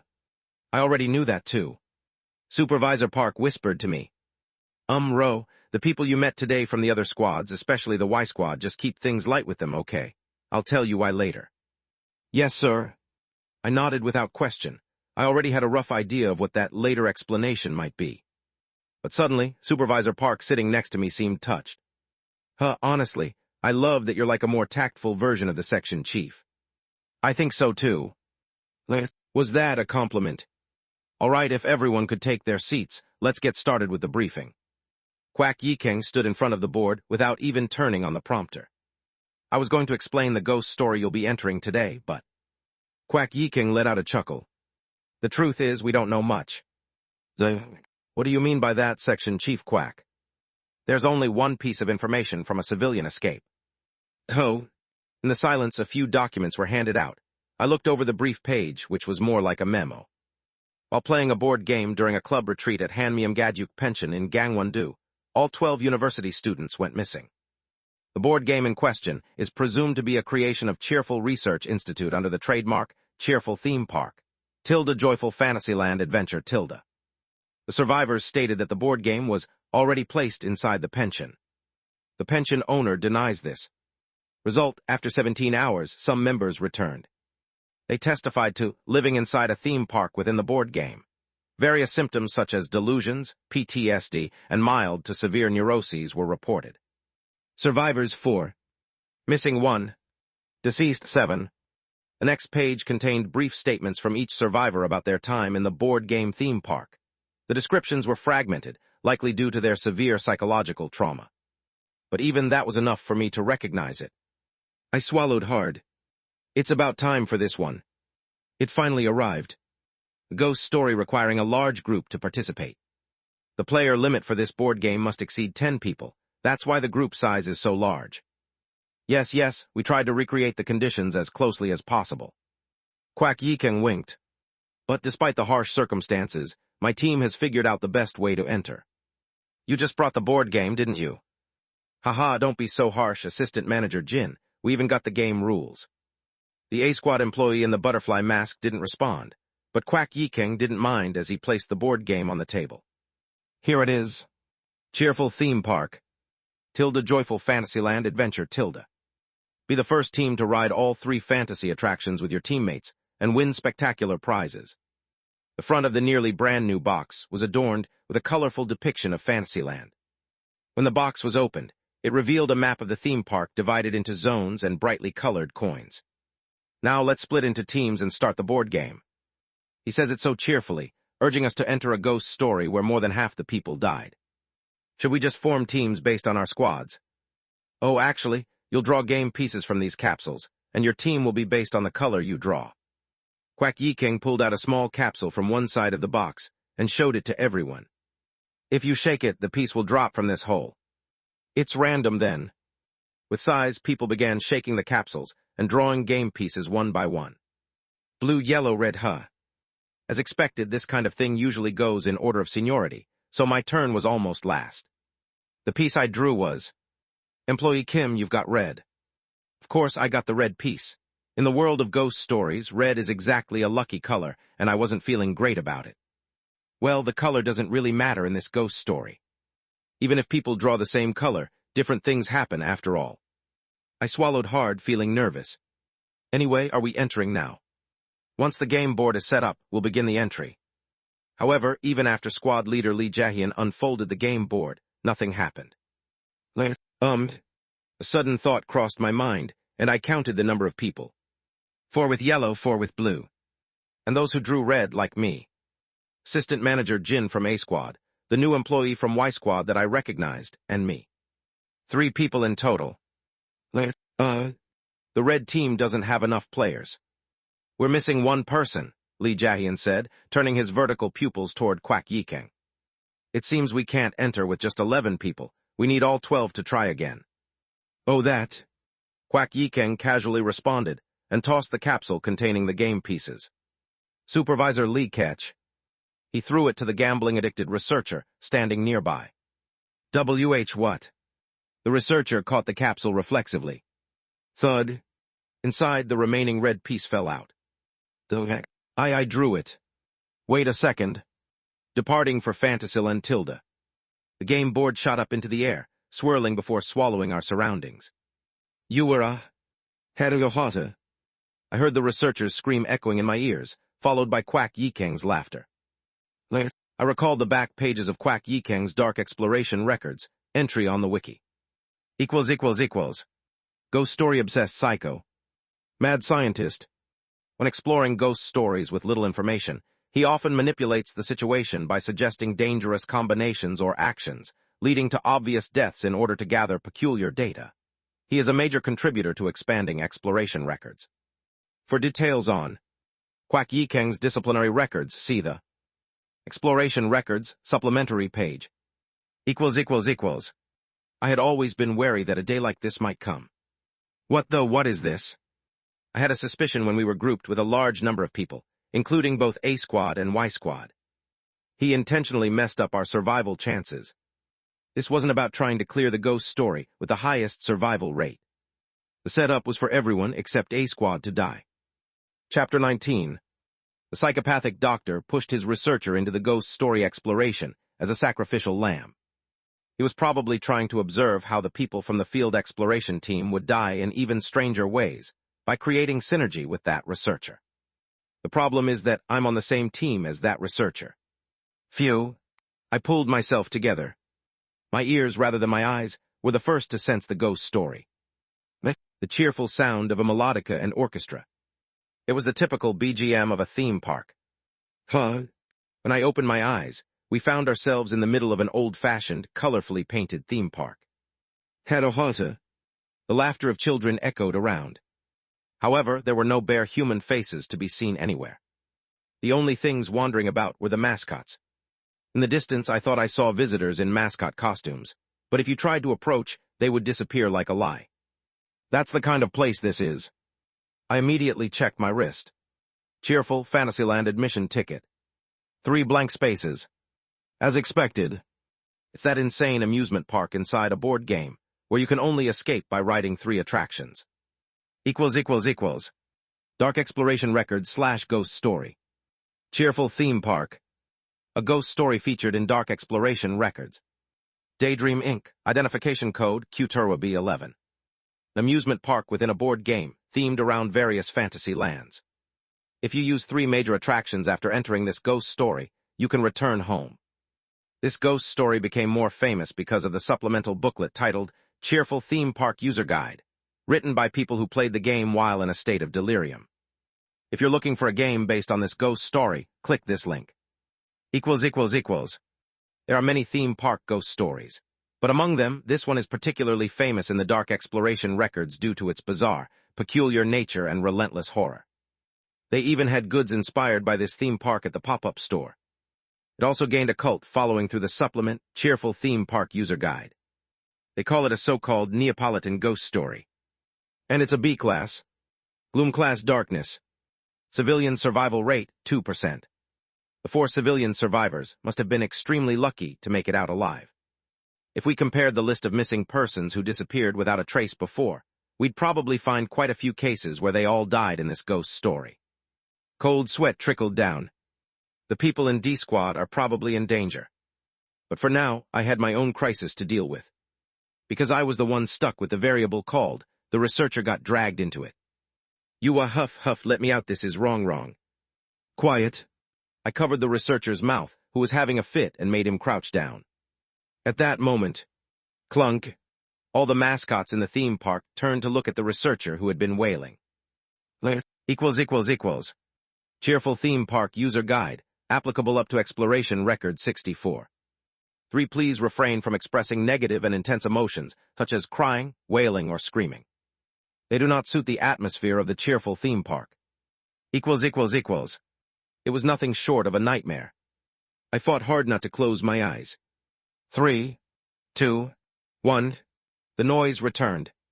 The stares disappeared. As the lively atmosphere of the theme park returned, I slowly let go of the researcher.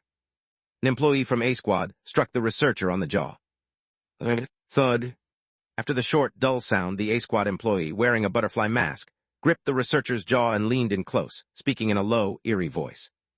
Hey, if you whine like that one more time, I'll start by killing you. The researcher, with a terrified expression, stumbled backward and collapsed to the ground, clutching his head. He seemed to be muttering things like, "This is a dream. It's a lie," mixed with curses, clearly in a state of panic. Wasn't that a bit excessive? A new employee from Y Squad spoke cautiously, but the A Squad employee ignored him. Instead, she turned to me and asked, "Hey newbie, I heard you were the top recruit. Your judgment's pretty good." "Thank you. Did you get your specialized equipment?" So she's treating me as a fellow employee at least. Not part of the elite team, but still the top recruit. I thought it was a ridiculously one-dimensional standard, but I answered politely without showing it. Yes, I had specialized equipment. Yes. What is it? A finger that can remotely touch things. It has limitations on time and usage. That was all I said. And I had a question of my own to ask. What kind of weapon do you use, assistant manager? Not that it's your business, fine. The A Squad employee pulled at her index fingernail. It was a fake nail, the kind used for nail art. A sticky substance stretched out from the underside of the detached nail. It was a translucent thread. It can stretch endlessly, and it's pretty strong. That sounds extremely useful for various purposes. Yeah, I guess so. She seemed to be in a better mood. I immediately nodded and asked, "May I ask your name?" "Just call me Assistant Manager Jin. What's with the awkward introductions? Isn't it just basic courtesy when people meet for the first time?" Anyway, her surname's unique enough to identify her right away. Maybe it's this employee. Assistant Manager Jin Nassal sneaks into the murderer's bedroom, sets the clock to 4:44. When asked, "Do you have any particular grudge against carrots?" Jin Nassal answers seriously, no special remarks. Cuts off the limbs of a teddy bear, executor, employee Jin Nassal. And so on. There weren't enough descriptions to deduce her personality in detail, but she seemed to be portrayed as a competent and rather cold employee. At that moment, the new recruit from Y Squad quietly asked me, "What exactly do you mean by specialized equipment?" All right, it made sense that he wouldn't fully understand yet. "Oh, you can customize equipment using darkness from the company." "Hey, let's move quickly. Observation comes first in large-scale darkness like this." "What are you waiting for, top recruit? I said let's move." She cut me off without hesitation. Without waiting any longer, I followed Assistant Manager Jin from A Squad, who had already started walking, and responded, "Yes, I'll explain the situation to my colleague as we move." Why bother with that, oh? The mouth beneath the butterfly mask curled into a strange smile. "What you really don't know?" "Well, do as you please." I didn't argue back. Instead, I roughly explained to the new recruit from Y Squad what specialized equipment was. I added this to ease any tension within the team. I thought long and hard about it and ended up using quite a lot of points to get mine. Things can be scary from now on. I see. I nodded and continued speaking. By the way, I forgot to introduce myself. I'm Kim Solium. I know. A slightly gloomy voice slipped out from beneath the cow mask. I'm Jang Hee-won. Nice to meet you. I tried to speak to the researcher who had collapsed to the ground, but all I got was a whimpering close to panic. No, I can't walk. Someone save me." "I could help you walk, but your mobility would be compromised, supervisor." I added as if concerned. "In that case, it would increase your chance of dying." He got up like magic. Just as I thought. Assistant Manager Jin from A Squad glanced at me with a look of disapproval, but didn't interfere and just scanned the surroundings as she walked. I too quickened my pace and shifted my gaze. It was a flashy yet somehow dizzying, stifling theme park, like something out of a dream. Is red the theme here? There wasn't a single place in this park, flags, buildings, tents, that didn't feature a red symbol. We must have drawn the red piece and ended up in this zone. On the flag, a cute rabbit was raising one hand and smiling. Magic Bunny Arcade Zone. In other words, it's a magical rabbit adventure zone. It's really got that theme park vibe. That's when it happened. The rabbit mascot blocked Assistant Manager Jin's path. A roadblock. Please hold on a moment. I stopped Assistant Manager Jin, who was about to walk around the mascot. Because it looks like a parade. Line was drawn behind the rabbit mascot, and from afar, cheerful music and various colorful rabbits began to appear. But not a single thing about it was exciting. I tried my damnedest not to cover my face with my hands. It's starting. ===. Cheerful Theme Park User Guide, applicable up to Exploration Record 64. 7. Cheer for the parade with a joyful expression. Everything that happens during the parade at the cheerful theme park is pleasant and never negative. Absolutely, absolutely not negative. ===. The parade drew closer. The rabbit mascot in a dress waved its hand from atop a palace and then, bang, it struck nearby carrots with a colorful wand. And then all sorts of red, sparkling things began to pour down on the mascots. Candy, jewels, flower petals, fireworks. But that wasn't all. Bang! The next one burst open, spilling out new red objects. Blood, entrails, organs. They came tumbling down. Tumble, tumble. The mascots danced, wading through the entrails. The cobblestone right in front of me turned red. Wow, this is insane. This is the problem. This crazy theme park spits out things that no human could ever smile at as if they were glitches. But if you scream or cry, you'll get redacted. Wow. Splatter. The area in front of my shoe was soaked in blood. Something that had rolled over bumped into the tip of my shoe. An eyeball. Addish dollar at %%. ACK. A silent scream burst from within me, running down my spine. I feel like I'm going to throw up. I squinted my eyes as much as I could, trying not to look directly at what was in front of me, pretending to be calm. Wait a second. That wasn't my voice, was it? When I glanced to the side, I saw the cow mask with its mouth covered. Could it be? Do you have trouble seeing violent things? The cow mask slowly nodded. The lower part of the face, which wasn't hidden by the mask, had already turned pale. A comrade. I almost felt my heart warm up. Finally, someone who was sharing the madness and terror of this insane situation with me. Hey, you're doing a great job holding it in. I was about to suggest that we find a way to navigate this nightmare together when... seriously, what the hell are you saying? It was a voice full of irritation. It was Assistant Manager Jin from A Squad. Can't handle seeing gore. How can you not understand that a wimp like that is just dead weight, not a backup life? Hey, top recruit, I'm telling you this because you have potential, that. The tip of Assistant Manager Jin's index finger pointed at the new employee from Y Squad. The Y Squad employee flinched. Don't bother making friends with those X, Y, Z-tagged guys. I'd heard something similar from my direct superior earlier. The people you met today from the other squads, just keep things light with them, okay? I already knew the reason. The field exploration team assigns an alphabet to each squad. And there's a meaning to that order. Elite teams A, B, C. Regular teams from D to W. And then X, Y, Z are ===. Dark Exploration Records / Daydream Inc. / Field Exploration Team. Round-off team.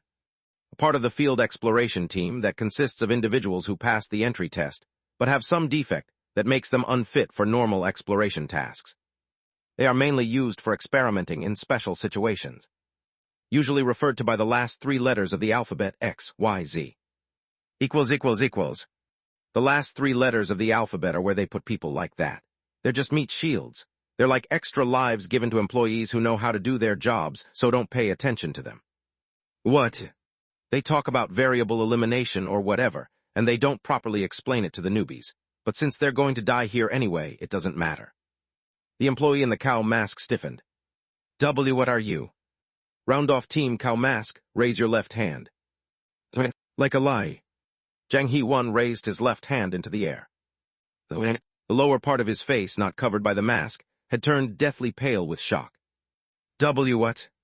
The A-Squad employee lifted her chin. That's how you use a meat shield. ===. When an employee of a certain rank or higher enters the darkness with a round-off team member, they can issue absolute orders to them. The round-off team member must obey the command. ===. Right. It's a system to extract more brutal and dramatic exploration records. In short, they're like slaves or suicide squads. But seeing it in reality was more grotesque than I'd imagined, especially since it seemed like the cow mask employee was trying to resist. This is insane. The gold mark near the chin of the A Squad employee's butterfly mask glinted. If there's something dangerous that you want to try, just make those guys do it first. But sometimes they misunderstand the orders and end up dying. That just drives me nuts. Asuage. Well, if they had enough sense to understand properly, they wouldn't have been assigned to a team like that, would they? The insults continued casually, ending with the tired voice of someone suppressing their irritation, like a weary office worker. Why do they even bother applying to jobs like this and being a burden? Every time it's just lunatics, cultists, criminals. No doubt, they deliberately placed individuals with personality defects in the round-off team. It was a plot device to lower the psychological barrier for people reading the ghost stories. It's like it feels better when someone evil or flawed dies as a tool, rather than a kind and normal person. Seeing it in reality, though, left a bitter and disgusting feeling. What did the employee in the cow mask do wrong to deserve being treated like a Suicide Squad member? Even that pathetic coward. Yeah, a coward. Wait just a second. Hold on, assistant manager. I feel like I just heard something huge. Did you just say coward? Yeah, can you believe there's a coward who passed the entry exam and still whines like that? Like that newbie from Y Squad. Wait, that's it. Seriously? That newbie in the cow mask got assigned to the round-off team because he's a coward. Being scared was considered that big of a flaw. Then, what about me? Aren't I a coward too? Suddenly, memories from my first day at work flashed like a panorama. The things I said to my superiors after running away from the ghost at the convenience store. Actually, I ran out quickly because I was scared. Now I realize. I was so lucky they didn't believe me. So cowards get marked as trash and ostracized in the company. Not just shunned discreetly, but officially pushed into death traps. I just thought I needed to hide my weakness, but it's worse than that. I could almost hear my survival rate plummeting in surround sound. No way. Anyway, there's nothing specific to order him to do right now. He'll just be in the way, so let's move just you and me.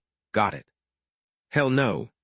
If I go alone with you, I feel like I'll be exposed as a coward in 5 minutes. I can already see my future, where employee Kim Solium ends up exiled to the round-off team after assistant manager Jin from A Squad testifies. What, this guy was a coward too? In that case, please go ahead first. What? For the first time in my month here, I broke the rookie's 10 commandments. I defied my superior. And my reasoning was pretty solid. I'll bring my teammate along. Assistant manager Jin from A Squad paused. For a moment, I worried that this superior might use the Y Squad newbie to get rid of me. This moron. The butterfly mask assistant manager seemed to choose to cut ties with me and disappear instead. But well, here's the thing. You won't be able to go alone anyway. Cheerful theme park user guide, applicable up to exploration record 64. 2. Make sure to stay together with teammates of the same color inside the theme park. If you are more than 5 meters apart while not riding an attraction, you will be executed. You will be strangled. It hurts, so don't move further apart. Don't do it. There's no way they'd just let someone with your nerves wander off with their eyes open. You need to be our tank. The butterfly mask assistant manager made a choking sound and stopped, as if grabbed by the nape of her neck. You damn, A red cord. Like a leash, the line connecting us stretched taut above our heads, but when the assistant manager smartly backtracked and closed the distance, it disappeared again. You, assistant manager Jin. I made a gesture, placing my index finger to my lips. And I rolled my eyes. The mascots around the parade were all staring directly at assistant manager Jin. The A Squad assistant manager quickly calmed down. It's really convenient when someone competent gets a grip fast. Could it be that the teams were split like this? Yes, didn't we draw the red pieces together? We were grouped as a team, and it seems there are physical restrictions as well. No way. Assistant manager Jin looked at me, then asked meaningfully. Did you anticipate this? I just read this ghost story in advance. But I decided to roll with it. I assumed a serious tone and began to speak. As you may recall, there were 4 civilian survivors. So, weren't they probably on the same team? I spoke earnestly. Since we were also assigned as a team of 4, I thought it was likely the same for them. It seems most probable that a whole team survived together. So for now, I suggest that we look out for each other, assuming this is how we'll get out of this darkness safely. After a brief silence, makes sense, fine. Luckily, the A-Squad superior seemed to accept the logic. Kim Solim SSI, thank you. It's nothing, let's work together and do our best. The cow mask colleague also seemed moved, but this is no time for sentimentality, my fellow coward. Let's see. I took an objective look at this team. A superior drenched in a sense of elitism. Cowardly Dumb and Dumber. And an extra employee from another department tagged along. Haha, what a miss. If this were an actual story from the Dark Exploration records, everyone would be dead at the start of the record, and the POV would switch to Section Chief Lizard. But there's still a way to survive with this team. There is, if we follow the rules carefully and aim for an escape route. Do you remember by any chance? Remember what? The phrase written on the cheerful theme park board game box. Be the first team to ride all 3 fantasy attractions with your teammates and win spectacular prizes. The eyes beneath the butterfly mask narrowed. 3 attractions, I see. There are exactly 3 slots on this wristband, too. Right. I nodded. For now, I believe we should proceed as it is. Following the demands hinted at by the darkness is the standard method for clearing. A newbie who's been here a month talks like an expert, more than someone like me who's been at this company for 3 years. Oops. Well, I've been sent into darknesses without manuals for the past month, so, I guess I've developed a habit of making these kinds of guesses. Sure, whatever. Fortunately, the A-Squad superior casually nodded. It seemed she hadn't said it out of spite. Your hypothesis is persuasive. Yes. She appeared to accept it reasonably enough. I raised my hand and politely made a suggestion. So I think we should go ahead and ride the attractions. Luckily, one of the signs nearby had the attraction I had been aiming for. Fantasy train. Literally a magic train. Isn't this the attraction the civilians talked about? That's right. I nodded calmly, and the panicked researcher shouted hysterically. They said everyone who rode it died. Yes, this is the hellish train of doom with a 3% survival rate. But that doesn't mean I've lost my mind. For veterans of Dark Exploration records, there's always a way. A less scary way to clear it. Chapter 20. Any well-known amusement park usually invests in 3 types of attractions. One is a roller coaster, another is a carousel. And the last, which costs the most due to the heavy use of special effects and animatronics, is the Dark Ride. An indoor ride where you can explore a meticulously crafted and enormous set that introduces the theme of the park itself. In Korea, rides like Sinbad's Adventure or It's a Small World are well-known examples. And in this cheerful theme park ghost story, that role belongs to this attraction. Fantasy train, the researcher spat out an exclamation frantic. This is the one where everyone died. I'm not getting on. I won't ride it. Testimony 4, Survivor Park Yin. All 4 who boarded the fantasy train went missing. Later, their clothes and bones were found repurposed into plush dolls at a souvenir shop, presumed deceased. Yes, that's what it said. And in the Dark Exploration records I read, this attraction had indeed caused numerous casualties. But that's not the whole story.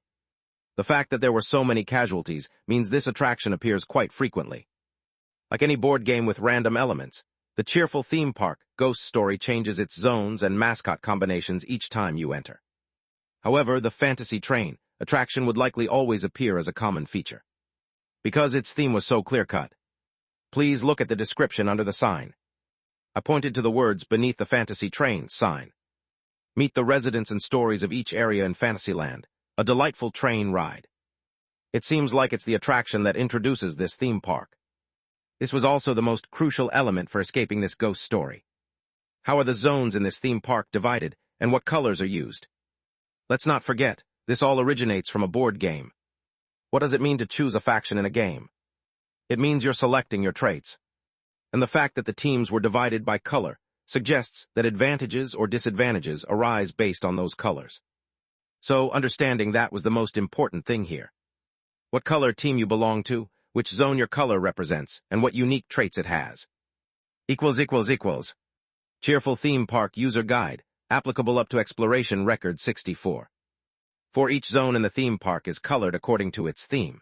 The place where you first open your eyes is the zone your team belongs to. Respect the zone is more important than anything. Look at the colors, don't upset the mascots are everything in the zone. Equals. However, to persuade those who don't yet understand this, I needed a different kind of logic. Work, brain, work. The first target, as expected, was the top superior. But everyone who got on it died, didn't they? Assistant Manager Jin from A Squad, wearing the butterfly mask. To win over this elitist, self-important person, right, flattery would do the trick. They were civilians, weren't they? I deliberately adjusted my tone to sound slightly confused. They approached it without any awareness, riding it like any other amusement park ride.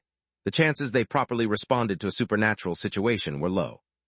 And so, comparing them to the professional field exploration team, who clears darkness with a purpose, well, I furrowed my brow slightly. It seems a bit harsh on the civilians. The A Squad superior snorted. Smooth talker, aren't you? Well, you're not wrong. And no, we can't, absolutely not. Hey. The A Squad superior grabbed the researcher by the head. Sharp fingernails pressed against his temple. Do you think you have the right to speak? Do you want to die here and become trash that doesn't even make it as a souvenir, or do you want to get on that thing? The researcher went silent again. No need for a bully here. Move. The researcher, looking like death, started dragging his feet toward the fantasy train. 2 birds with 1 stone. It was a success. Now there was only one person left. The Y Squad newbie, Jang Hee-won. As I followed the sign to the fantasy train, I subtly slowed my pace to walk alongside the new employee and whispered to him. Don't worry. Yes. What I said just now was just to convince that person. Actually, I'm going because I thought of a different trick. A trick? Consider it insider knowledge. I smiled slightly. I used to work part-time at a theme park. Oh, sorry, that's a lie. But in this harsh environment that's so unfriendly to cowards, isn't it fine as long as we survive, no matter what it takes?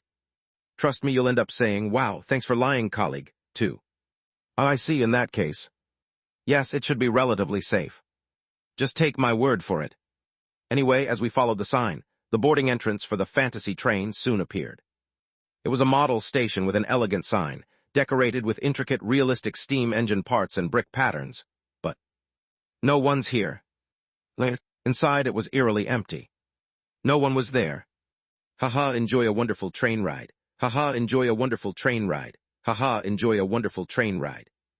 The cheerful amusement park music mingled with an odd sense of unease. What I could see was a train waiting beyond the queue. And in front of it, a rabbit mascot dressed as a conductor. Another mascot, huh? Is that the staff for this attraction? That was correct. As we quickly passed through the empty queue, the conductor mascot with hollow eyes reached out a gloved hand and stamped our wristbands. Cheerful Fantasyland admission ticket, black square. So that's one. Next, we were guided to board a small train that looked like a colorful, fairytale steam locomotive. The mascot then returned to its position and began waving both hands. It seemed to mean something like, have a pleasant ride. Since nothing unusual had happened so far, the researcher and the Y Squad newbie seemed somewhat relieved without realizing it. Unfortunately, I was about to do the unusual thing now. The only place it could be, it must be over there. After checking my surroundings, I fixed my gaze on the mascot. Then I spoke. Assistant Manager Jin. What? See where that mascot is standing playing the staff role? You can see the platform there. I pointed to a sort of mock ticket booth table right in front of the conductor rabbit. Could you, with your specialized equipment, quietly turn that platform slightly toward us, without damaging it and quietly? Why, there's something behind it. The A Squad assistant manager gave me a somewhat puzzled look, but soon pulled out her fake fingernail. Quickly and quietly. Tick. Scrape, scrape. The retro teal platform shifted, the fake fingernail thrown onto the edge making a faint scraping sound as it turned. As it rotated halfway, instead of the expected wooden finish, there were buttons and circuits visible. An emergency control panel for the attraction. Found it. The control panel. I definitely read about this in the dark exploration records. There was a scene describing how these theme park rides had control devices implemented as if they were real. Right after boarding an attraction named Tomato Express, shaped like a basket, a label was found inside saying smash against the metal plate for fun. Immediate search for the emergency stop button.